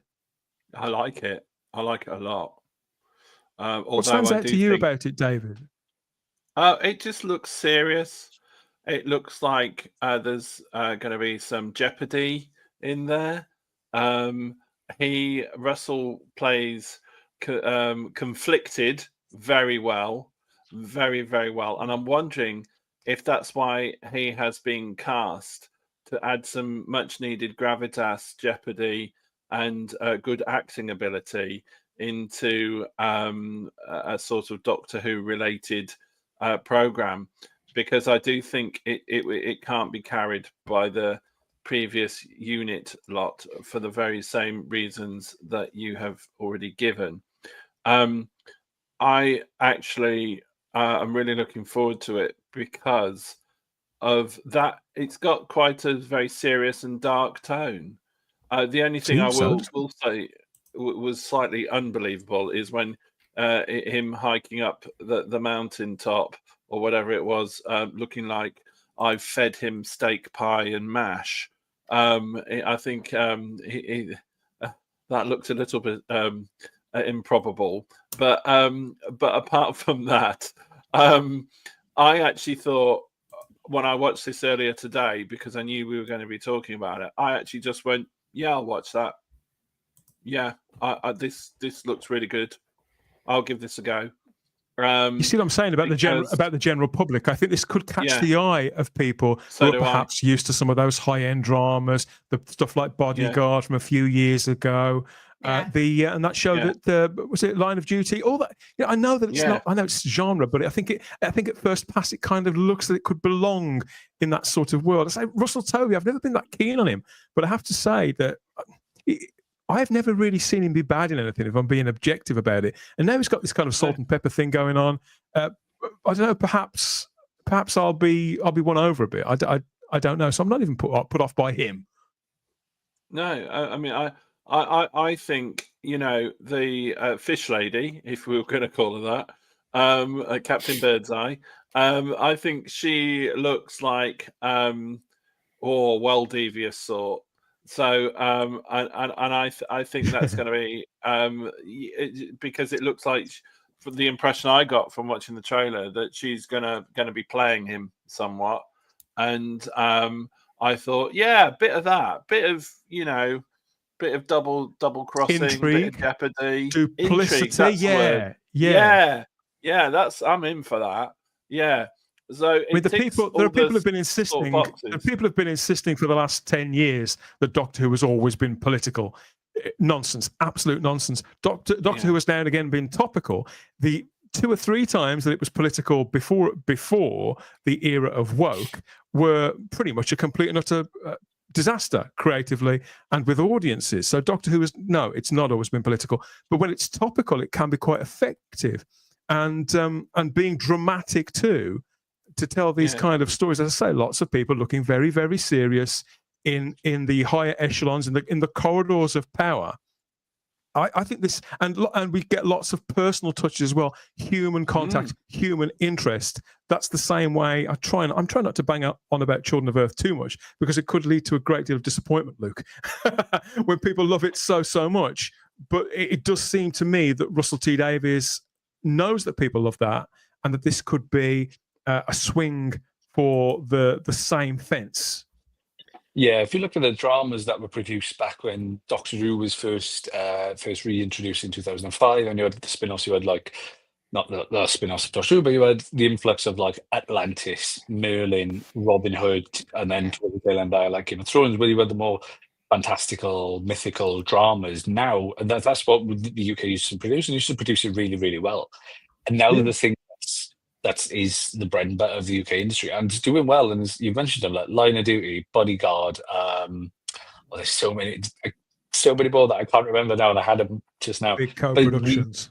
But no, like cop dramas, like the one with Martin Freeman recently, just shot up in Liverpool. Like cop drama now is big. The Responder. Yes, that's the one. Yeah, it's like cop drama, serious political dramas now are becoming the in thing. Happy Valley, yeah. And now Doctor Who is kind of, well, can't do Torchwood again for XYZ, but they can do it with this. And I think, it leans into that. And then you've got the reveal of the Sea Devil, which I know people are going to hate on the redesign, but I think if you're going for that more serious tone, then you do need to have a redesign to have it more humanoid, so you can have the expressions, because you can't have a real serious 5-episode world-ending thing, and you're going up against this big cumbersome thing that the redesign was fantastic, but it was lifted directly from the 70s and 80s, and it was just translated over. But I don't think you could play opposite that, and the audiences would be a bit like, oh, like, okay. I think you need that redesign was needed. Didn't need to you're be absolutely right. And they did announce fairly early, didn't they? If not at Comic-Con, then pretty soon after, that the Sea Devils would be a component part of this. And so when you mention storied villains, even though they haven't really been in it that much, until recently, there was like 2 classic appearances, and that was that. But classic fans do wince when they hear now that stuff's being brought back. They did that before the Sutek fiasco, didn't they, Gary? But it's going to be even more so now. And there are rumours that Gugu Mbatha-Raw, who obviously she originally played Martha's sister, didn't she, in 2007, around that time. She's back in this new character. She plays Salt, the sort of the fishy-looking woman there. There were rumours that she was going to play, or that the character is some sort of Sea Devil hybrid character. Who would look human, so they're going to be completely humanoid. As it turns out, it seems like the work that they've done on her, the special effects work, looks incredible. So the contrast of that with this, with again the steps of the corridors of Power St. Paul's Cathedral, the military, the media, it's quite a contrast. It's bold. I mean, I wouldn't say it's never been done before, but I don't think Doctor Who certainly hasn't done this for quite a while.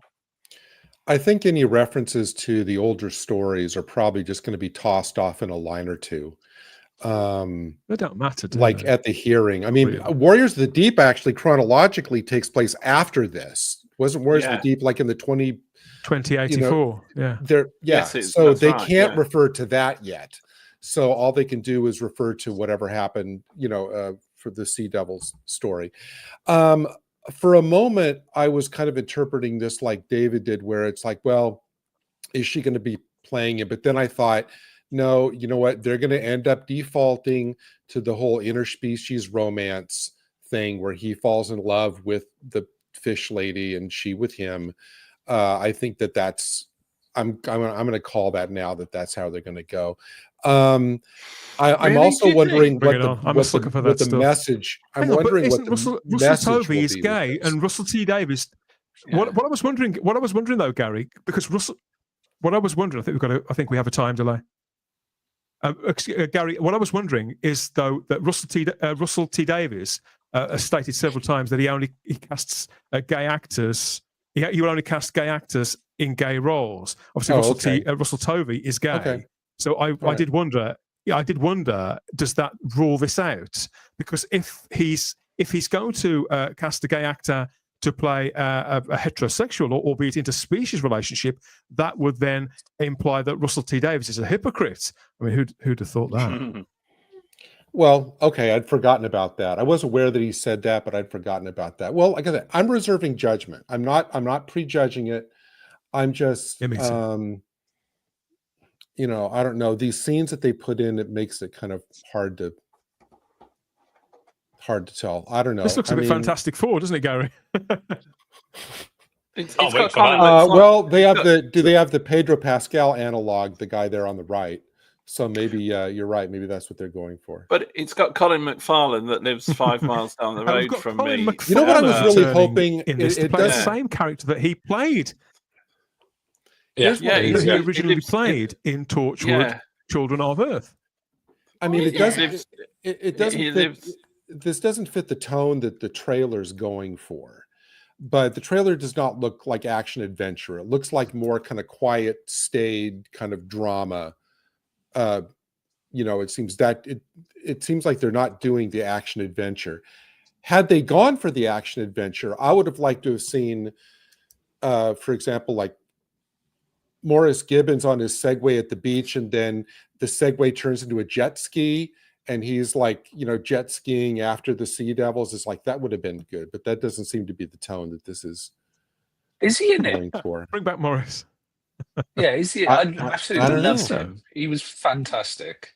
What was the budget on this, Stan? Do you know, like, what the budget for the entire miniseries was? Absolutely no idea. I would imagine it's fairly. I would imagine it's fairly comparative to Doctor Who. Though. Generous. I was going to say they'll probably use Doctor Who as a baseline. I was surprised when I saw this trailer. The director is Dylan Holmes Williams. Yes. The director is Dylan Holmes Williams, Charlotte, who directed 2 episodes of the first season of the Shooting Outward Doctor Who's, and I think that in particular he directed the. Was it? I always kept. Is it 42 yards? 73 yards. Why do I keep saying 42? It's because 42 is the answer to life, the universe, and everything. But I think this is a director that you and I both said had done pretty good work on that original series, and here he is fronting all 5 episodes of this, and it does look to me quite distinctive and quite cinematic almost. Yeah, when this trailer came out, because I had no excitement at all for this show before the trailer. I was just like, all right, yeah, the trailer's coming out.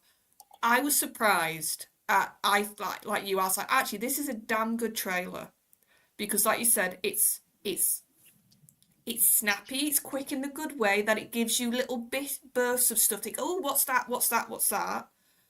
Like you said, really good showing of the core cast here. Russell Tovey, I've loved him since Being Human, when he played the werewolf character in that show. George, he's a really good actor, and I loved how much he was on show on this, actually. And if he's fronting it, at least you're going to get a good performance.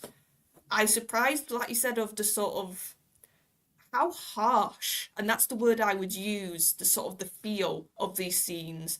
How the sort of, it really felt like the gloves have come off for this show. Gritty. Gritty, dark, harsh. And I want that in the spin-offs. Like I said, you need to play with tone and what you can get away with because it's a spin-off. And then what I liked about Tovey's character... You mentioned Kate earlier on, Charlotte, and you mentioned Kate earlier on. Her appearances in Doctor Who, I've always, for a long time actually, to me it's always seemed like she's half asleep a great deal of the time. Here, she seems almost commanding. Well, I think the thing is here, now she has to be a bit more of the actual leader, it looks like here. She can't just stand in the background and talk about her dad for the 50th time. It's like she has to sort of step to the plate, and that's what... Because if units on the show, if they're the thing that's being the sort of the people protecting us, because the Doctor can't in this, she has to sort of get a big girl blouse on and show. But what I liked about Tovey's character so far off the trailer is this idea of somebody, he's reluctant, he's sort of been dragged into this by the looks of it off the trailer. He's not part of the team that's happy and everything's good. He's a bit like, what on earth am I doing here? Why have you got me? Like, this idea of him being a very much fish out of water. And I like that in a character, when they're sort of, they have to find their way. They have to sort of struggle a little bit and then they know what they're doing. That's way more appealing to me than everybody being instantly good at stuff and amazing at stuff. Because with the human characters, we've got to be able to either relate to them literally or relate to the situation they find themselves in a show like this, I suppose. Well, yeah, but the problem is, for as much as this is a really good trailer, the stuff, it's the people associated with it that sort of brings me down. And I try not to, because I try Charlotte, to go off you and I, the trailer. how many times in the last couple of years have we reviewed trailers of Doctor Who, which most of the trailers have blown me away since this era started. Yeah. And as we found out, in a great many cases, the great trailers, nice trailers, shame about the series. Well, here's the thing. I had high hopes with Pete McTeague being the second writer, and then he wrote Lucky Day. And the thing is, and I bring up Lucky Day because I watched an episode with a writer that he was well written. No, that's my problem. For me, that was a terribly written episode. And I said on the review, fundamental parts of that script did not work on a world level. You can't have a character like Conrad and have a massive part of his motivation go, that wouldn't work for 2 seconds in Doctor Who. Well, that's because the writer Pete McTeague is completely politically captured. So when I say it was well written, I mean it was well constructed, I think is what I mean. But his politics and his feelings about, in that case, clearly he's got something against podcasters and people who have the temerity to speak out, who aren't part of the cathedral. That really bled through into it and completely destroyed So I'm for sorry. me the work. So that's now fresh in my head. The last thing this writer did, I was like, what are you playing at? This is terrible writing. This is taking me out of this. So of course my brain's going to go to, what's he going to do here? How's he going to write these characters? Are they going to have motivations that make sense? Or like you said, him and Russell, are they just going to go with, here's my politics, here's my message, here's my virtue signal? See, it doesn't. In all fairness, that content doesn't belong in Doctor Who. In something like this, I'm not saying I'm going to appreciate it more, but if it does, then it would be, in theory, a component part of the story that they wanted to tell. And as this is a separate entity, a spin-off, I may not like it, but I'm more predisposed to give it a fairer day in court, because if that's clearly the story, the show, this production wouldn't exist without a specific story to tell, and therefore the validity is in that, rather than trying to ram down the throats of an established show something which isn't fit for purpose and fit for the audience. No, here's the thing. This show, I'm not saying it shouldn't have more political themes. Torchwood did. No, and it worked. It's how it's done, and I'm sorry, Pete McTeague showed me he's actually got his writing when he's not on the ball, when he's not paying attention, he can just wreck good bits of writing, and that's what Lucky Day did. Sorry, Charlotte. It becomes very much insert phrase here, rather than actually trying to make it as part of the plot point. Is that what you mean? Yeah. So the idea with Lucky Day, and I'll make this very short because I did this a lot in the review, that you had a character like Conrad that he had to convince people that aliens didn't exist, that it was all fake, that UNIT were behind it. I said this at the time. Doing a plot point about UNIT being dodgy and people not trusting UNIT, that would have made complete sense. I would have been behind that. There was enough backing for that. There was enough stuff previously that you could go, people probably would be a bit, who are these people? They're a bit secretive. They've got all these guns. They've got all this power. But you're trying to make me believe in Doctor Who world, in context of the show, that people go, it's just people in masks, isn't it? It's just people pretending. It is a harder thing. It's a harder sell within Doctor Who for a multitude of reasons. Gary? I realized, and I was only able to identify it to myself just now, I realized what was bothering me about this trailer. And I may be proven wrong with the actual episodes. What was bothering me about this trailer, we didn't see anything, not a single scene of the actual war. Unless it's going to be like a political show where it's like a Cold War, where it's like discussion and negotiation and this and that and the other thing. But for a show that's trumpeted as the war between the land and the sea, we didn't see anything of that in the trailer. I would think you would need at least one scene of what the actual war is either caused by or entails or whatever. And I realized that's what was bothering me about the trailer. Maybe we'll see more of that, because obviously this was put out now nearly about 6 or 7 weeks ago, and maybe that'll be present more so, more of the actual driving narrative, because I think this is all about flavour, really. Maybe we'll get more of an idea of the narrative in a second proper trailer. Which was this a teaser then? The time, I would imagine. This was the first full trailer we got, Gary. We didn't get anything before this. About 47 seconds. I mean, trailers, it's the standard length for trailers, Luke. A minute and a half. I suppose it depends where you're putting them, doesn't it? Because you can't really put a 2-minute trailer on British TV. I think if it's a teaser, it's under a minute. I think if it's like a full-blown trailer, it's a minute plus, and that looks good. That looks good, and Russell Tully looks absolutely stacked as well. Like, go on, lad. Jeez, he has been eating his mash. He's had plenty of steak and mash. He has, God, he's stacked beyond, isn't he?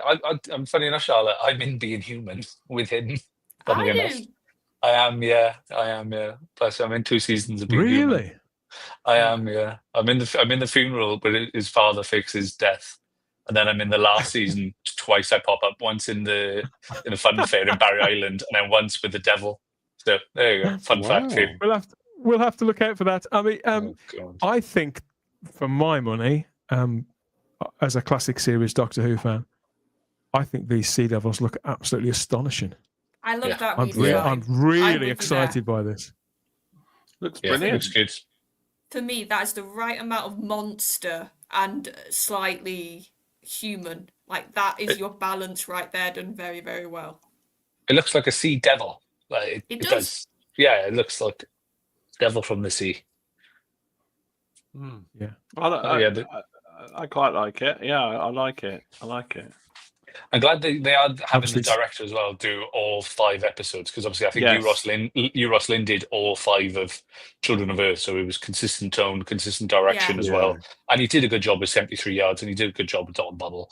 So I'm glad they've given it to him and been like, right, cool, this is yours, you go do it. So I think, I think this. Hopefully, I think it'll land really well, really, really well. Yeah, and what's good is that stuff in the pub in 73 Yards. That was people like you sort of said stood in a static space talking, but the direction made it feel like, very what's dynamic. Gonna happen next?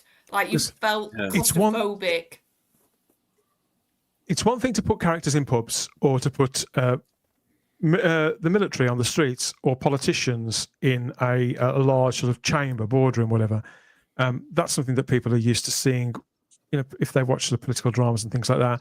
This scenes like this that we've got on screen at the moment, that's going to be the hardest sell of all, because if you don't watch geeky related stuff, this looks goofy as hell. So you're going to have to really have built up quite a lot of goodwill with the people who wouldn't normally watch this kind of programming, because this is, I suppose it's sort of reflective of movies like The Shape of Water and those advances in costuming, in creature design, I suppose you could call it, Luke. Outside of Doctor Who, it's kind of raises Doctor Who's game up to those things. It does look considerably more next level. I mean, I quite like the way the Sea Devils looked in Legend of the Sea Devils, but you're quite right. Whoever it was that said that about in context of this kind of story, you couldn't have squaring up to a character like that.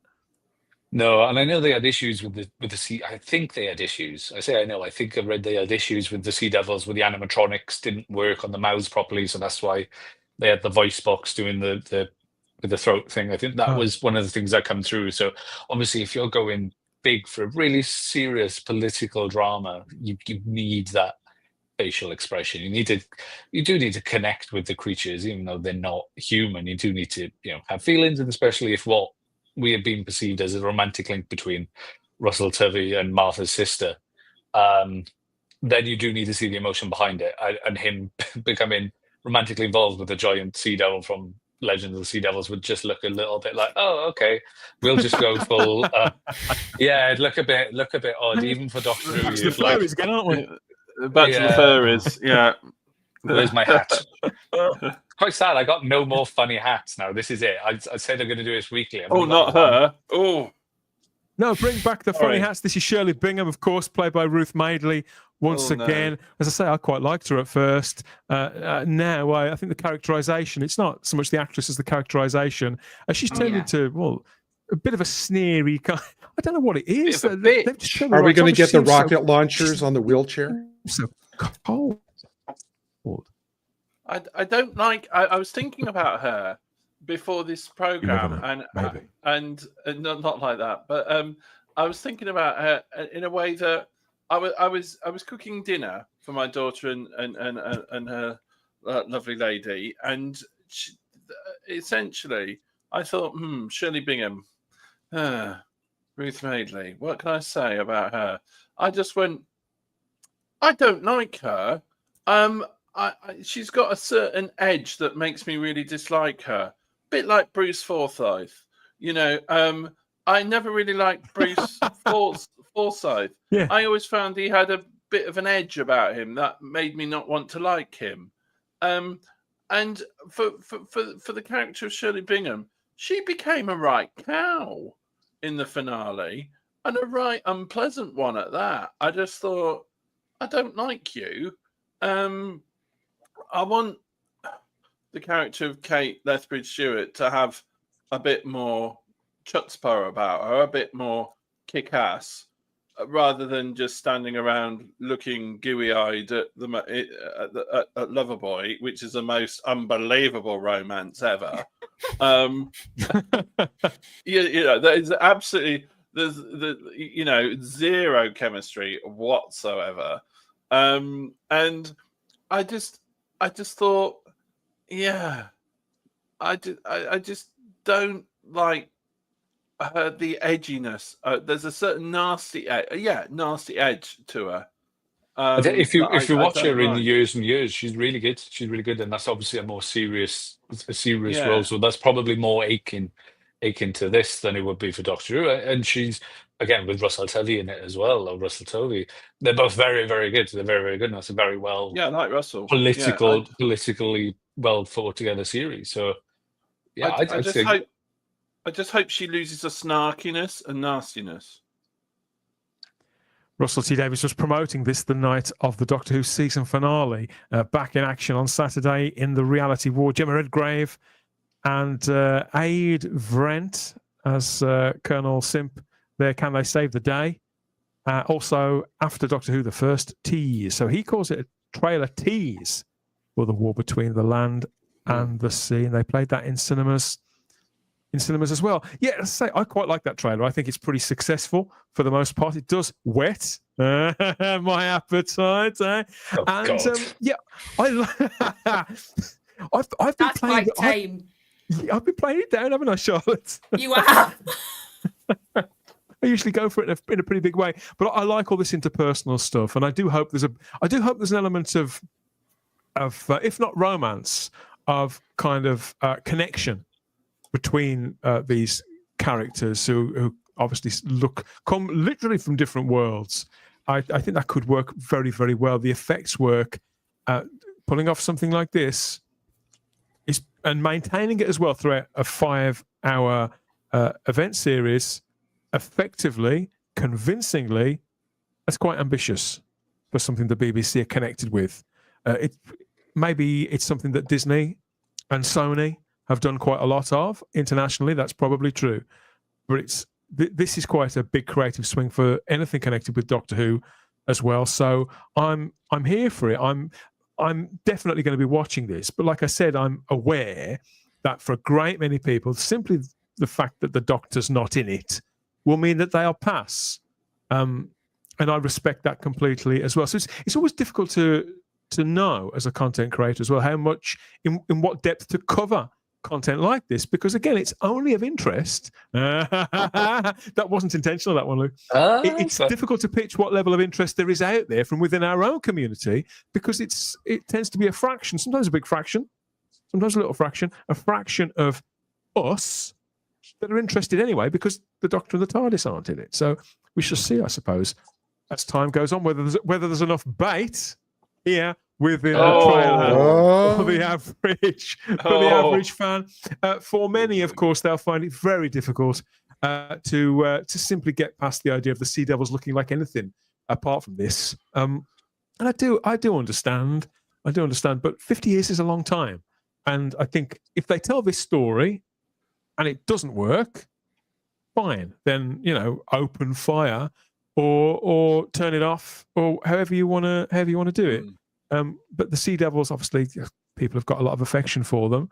Those stories that they originally appeared in, they're still there. Nobody's going to take them away from us. So I believe, despite my reservations about Pete McTighe and other things connected to it, that it could be worth giving this a shot. I'm just not as easily wowed by a nifty trailer as once I was.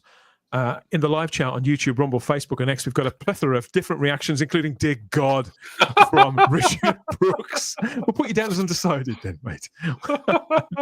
And good God, please save us. So, yeah, he's not feeling it. He's not feeling it, Gary. And Farsight says it's so not a Sea Devil. Whereas the Zero Room says it looks like what Doctor Who should be. So for some of us, we'll have been looking for this within the main show, Gary. Yeah. So it just goes to show, doesn't it? Her design, the design of the female, strikes me as much more of an evolution of the fish people from the Underwater Menace in terms of design. No, seriously, it's much more, it's much closer in design to that than to an actual sea devil. So I'm wondering, maybe they'll bring in the Atlanteans or something to some degree.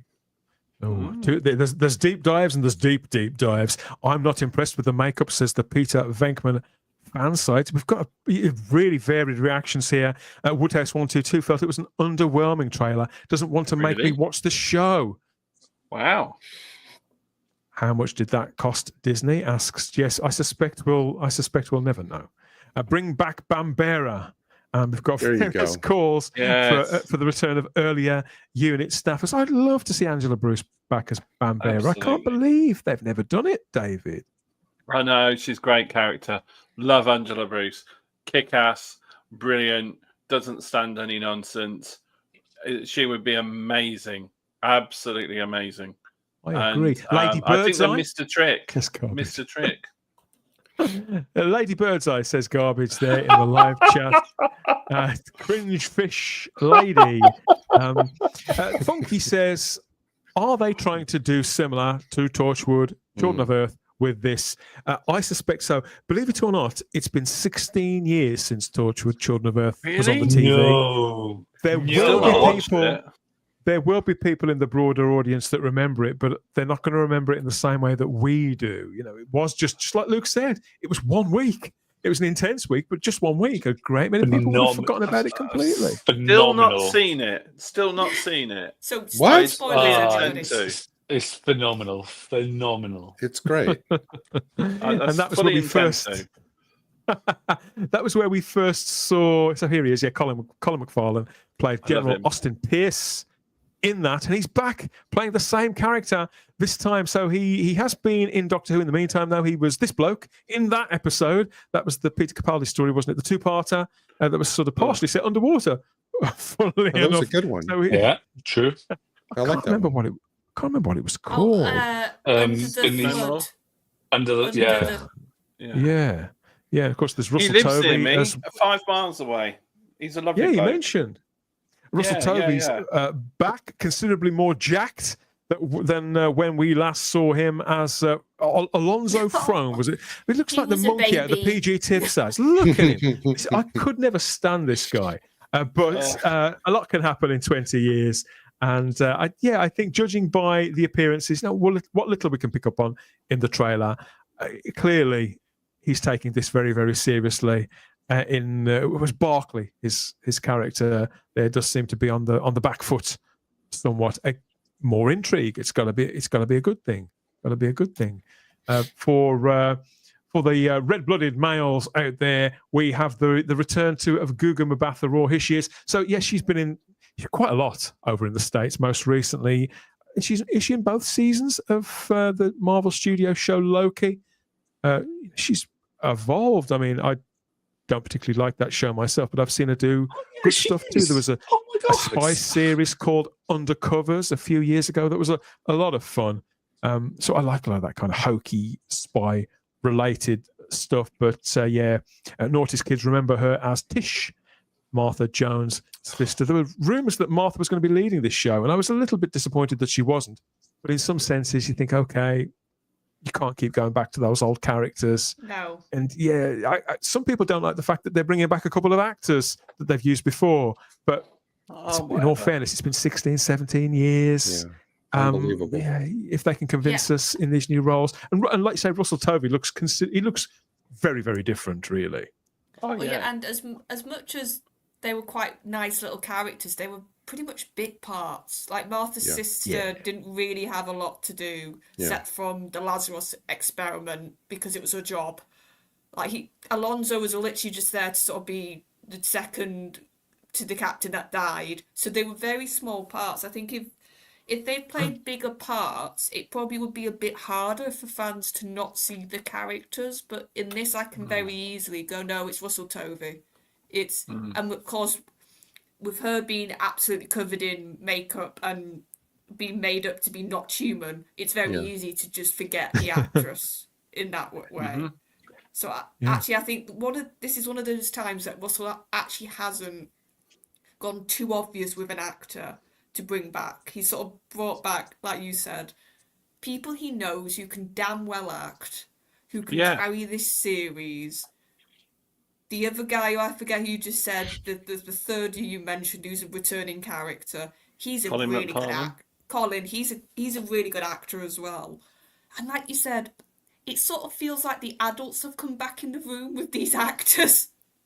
Yeah, Like, I think I read somewhere as well. Like I can't remember what interview with someone, and they said this feels more like an independent movie or an independent drama than actual this is an established Doctor Who. It feels very much like, no, this is ground level, proper. We're making this. This is our own thing. So yeah, who knows? That's the vibe I'm getting. Like, at least this feels like that there's a want from the team behind this to make it.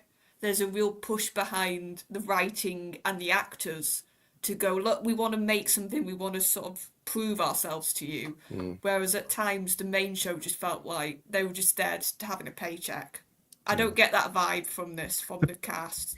It's all going to come down to the script. And what I of course the script and the thrust of the story, because it's obviously this is a finite thing. It's not season one of something in a conventional sense. Although I know, Luke, we've spoken a little bit about perhaps what they may want to do in future, but that seems so way off. It's barely even worth talking about. I mean, there's people, again, I said there are some people who are just going to dip on this, and a one sort of fishy character is simply not enough genre content to hold their interest. Peter Venkman fansite here says, I'm just not into dramas, but there are plenty of people who don't watch political drama, just don't watch detective drama or whatever else. So they might think, it's just not enough for me. This looks too normal. It looks too much like a Line of Duty kind of show. And so they're not going to watch it. And Dalek Lives Matter says soap operas aren't my things. I'm not even bother. I mean, I don't know what you're picking up that could be soap opera about this. I mean, have you ever seen a soap opera? It looks nothing like a soap opera. But then again, in Dalek Lives Matter, the scene, I don't know where you're getting that from, but there's something that Dalek Lives Matter has seen that has hit something with him that thinks, okay, it's just something, a reflex action. It's just not for me. And that's the risk you run with any spin-off show. And sometimes there are people who love spin-off shows that would never dream of watching the original show. I knew people who loved Torchwood but hated Doctor Who. You know, I can't relate to that. I can't. It's so outside of my kind of frame of reference, but they do exist. I've met several of them. Mm-hmm. Same here. Wow. And you know, you mentioned Doctor Who to them, and it's just a case of why would I want to watch that? You know, and they absolutely love Torchwood. Woodhouse 122 asks, why not make a new fishy villain than bring back a redesigned Sea Devil? The thing is, for every person who would ask that question, there'll be a person who says, why have they created something new when they could just use the Sea Devils? You'll get a complete split down the middle there, Gary, I think, with Doctor Who fans. Yeah, damned if you do, damned if you don't type of thing. Yeah. And I think we don't know what this new character is going to be yet. I think you have to see how she's used, how she's written, how she's how much is she going to link back? Because if she's possibly a hybrid, which is the rumor going around, at least then you can sort of, if you don't like her character, you can go, well, she's not part of that lineage of Sea Devils I know. She's hybrid. She's like a spin on that, so you can sort of remove it. Sort of to bridge the gap. Yeah. Whereas if they come out and say, for example, no, this is a full-blown Sea Devil now, they're all going to look like this. Yeah. Then you can go, well, no, hang on a minute. But if they're sort of saying, no, she's like an evolution, she's a step in a slightly different direction, maybe they branched off. Like, that stuff, actually, I think is the best way to deal with this, honestly, because then you've, like I said, they're not messing like they've done with Omega or Sutek. They've not gone, look, here's the name, here's a load of CGI, which looks nothing like it. You know, if they played it smart, they could get away with this. Yeah. But I do have to go now, so See you Thank all you, on as Thursday. always, See you Charlotte. I hope we'll catch Thursday. up with you in a few days' time for the big who. This has been pretty big. I mean, this is what people are looking for here. Richard Brooks says doesn't look like his kind of thing. This is sort of what people want when they think of Doctor Who and sort of drama and intrigue and scares. They kind of want this, something that is not.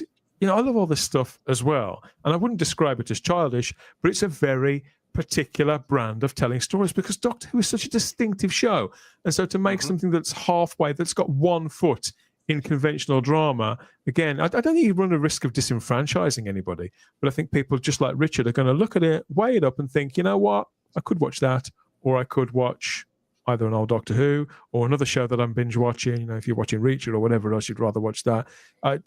Nobody's going to cry foul at that, but they could attract an extended bolt-on audience. Again, it's that idea of a proof of concept. What can you do within that universe? As Stephen Braddock says, I've seen pics from the spin-off showing rubbish raining down on London, so it looks like the Sea Devils are throwing our own rubbish back at us. That could be the part of the story then, yeah. And Dormand asks, is he playing Alonso reincarnated? No, completely different, completely new character. And so, sorry, Alonso Frome fans, you're shit out of luck. Gordon Ramsay, the war between the land and the sushi. I'd watch that. Says the Zero Room. And Garbage reminds us that this is it's pointing towards character building. And Doctor Who used to do that very well, even within 45 minutes. I don't think we've seen, we've seen a wide variety of effectiveness, haven't we, in that particular quota? Actually, for a very long time with Doctor Who, I think that's suffered a lot since Stephen Moffat was showrunning.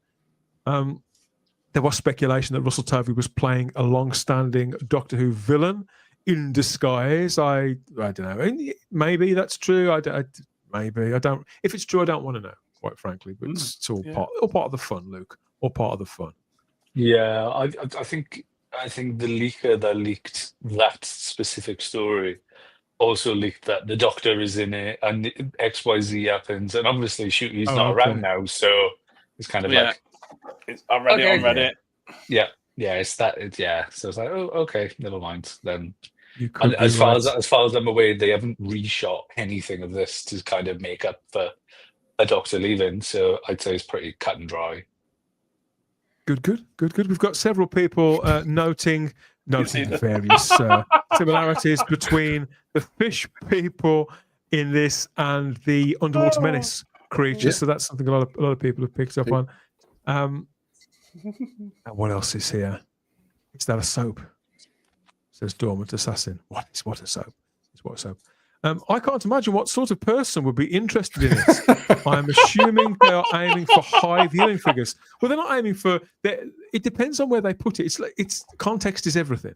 You know, in Britain, I don't know where you are, Dalek Lives Matter, but in Britain we have something called the watershed.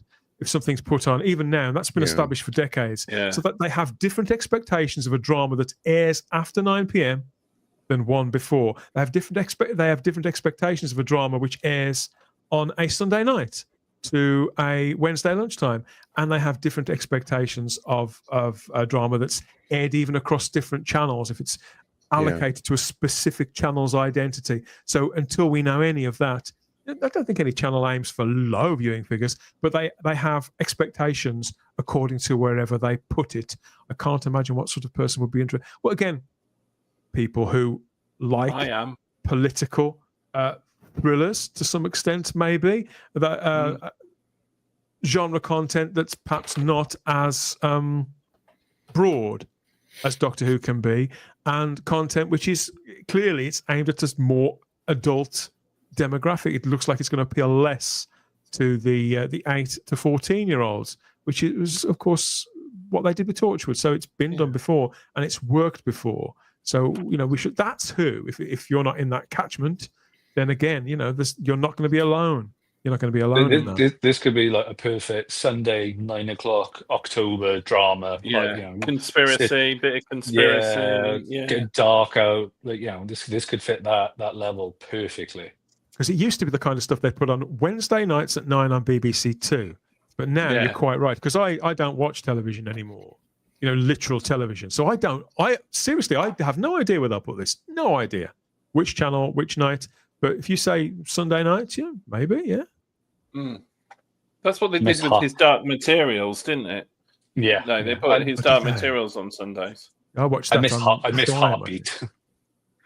You missed Heartbeat. Bring back Heartbeat. Bring back Nick Owen and his motorbike and all his mates for that. There was a sequel. There was a spin-off from Heartbeat in the hospital, wasn't there? The Royal, was it? Called the Royal. Yes, well done. And there was a spin-off from the Royal called the Royal.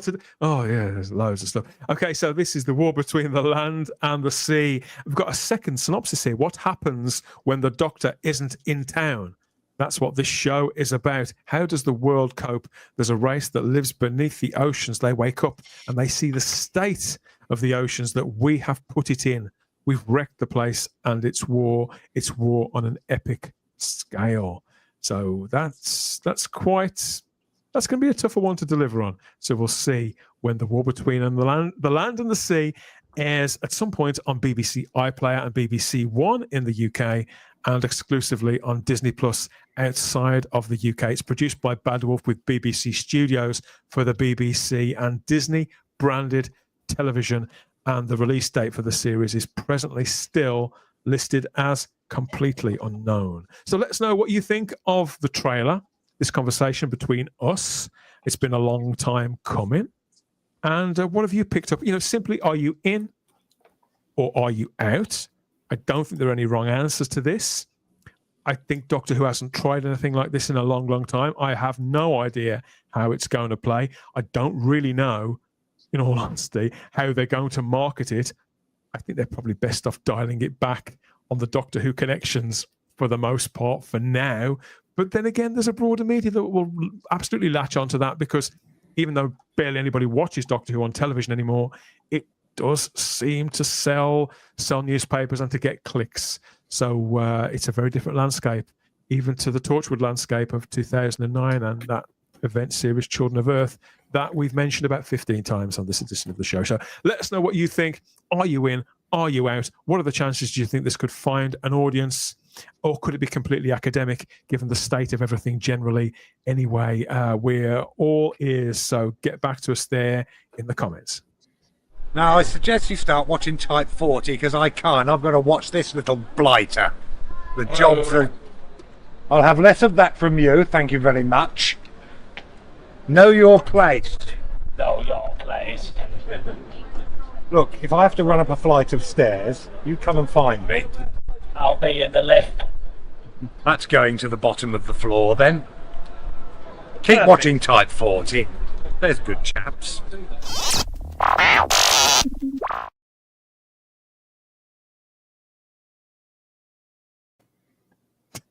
Too much Doctor Who talk without the Doctor present. Depends which one turns up, doesn't it? Yeah, some are more Doctorish than others, aren't they? So yes, that's our tease of the trailer of the war between the land and the sea, and we're all ears for what you've got to say about that. Of course we are. Come and say hello over there on our social media, Instagram and X at Type 40 Doctor Who as ever, or you can steam in to the Type 40 Facebook group, as always, our thriving community full of thousands of Doctor Who fans, as well as members of our family. Yeah, and we've been talking about the trailer and the prospects for this show there pretty much since they announced it at the Comic-Con a year ago. In fact, since probably slightly before. So join us in the Facebook group. You can restart that argument, add your opinion, or start one of your own by all means. If you want to get any messages, predictions, requests, anything into us through SpeakPipe, through your own smartphone there, vocally, you can do just that if you head over to SpeakPipe through the link in the video description. All of Doctor Who, the past, the present, and the future on Type 40 Live as ever, whichever era you came in on. We cover all bases as best we can. And as the Whoniverse expands, well, we're going to roll with it. We're going to roll with it for the time being here. You can catch up on earlier editions of this show, our dedicated specials, such as our showcase of the Season 7 Blu-ray set there, or our Doctor Who annual, where we rolled out our predictions for 2025. I wonder how those are going now. Check those out. And there's our regular shows, as always, covering the news and the discussions that everybody's having out there concerning our favourite TV show through through the slings and the arrows. We're still here covering all things Doctor Who on Type 40 Live. As ever, thank you to Charlotte Shields for her company, her invaluable contributions, and spots. She always clocks lots of things that I haven't.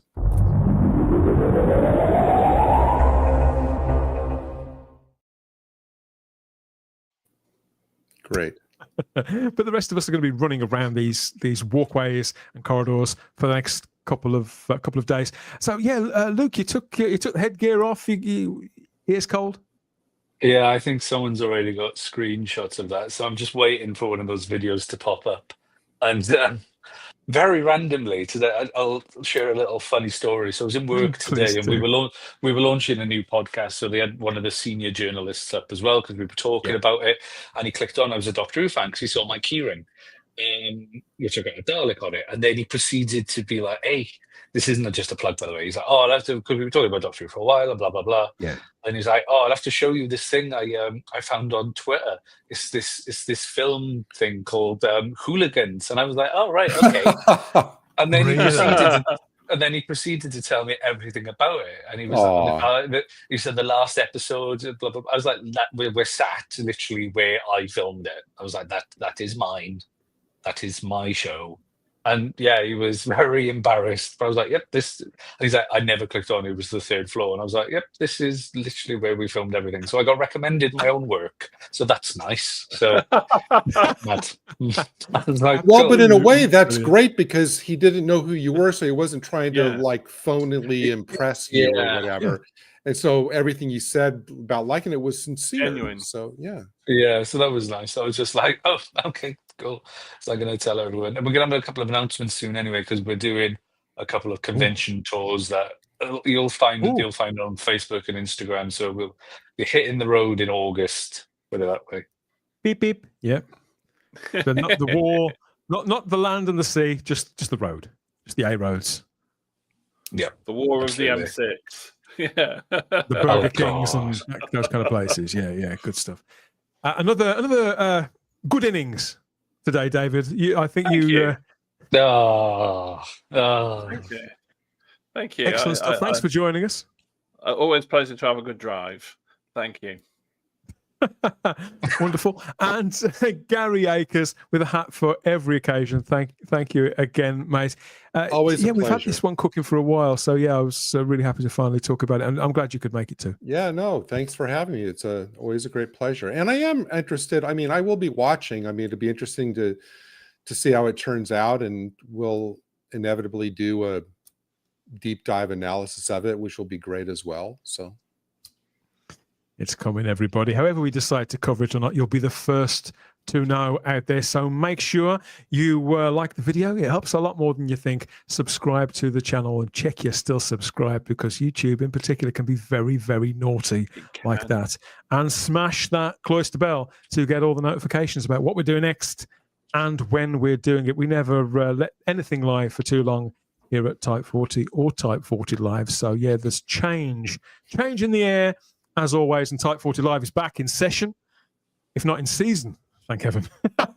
Later on in the week for the Big Who, coming from Thursday at 8 p.m. Yes, that's right. So, make sure you're here for whatever we have in store later on then. But that's it for another one. We always have the time if you have the space here at Type 40 Live. We'll see you later in the week. Enjoy yourselves. Take care. And, bye-bye. Bye-bye. Glug, glug, glug, and all that. Just about. Bye-bye, Duggan.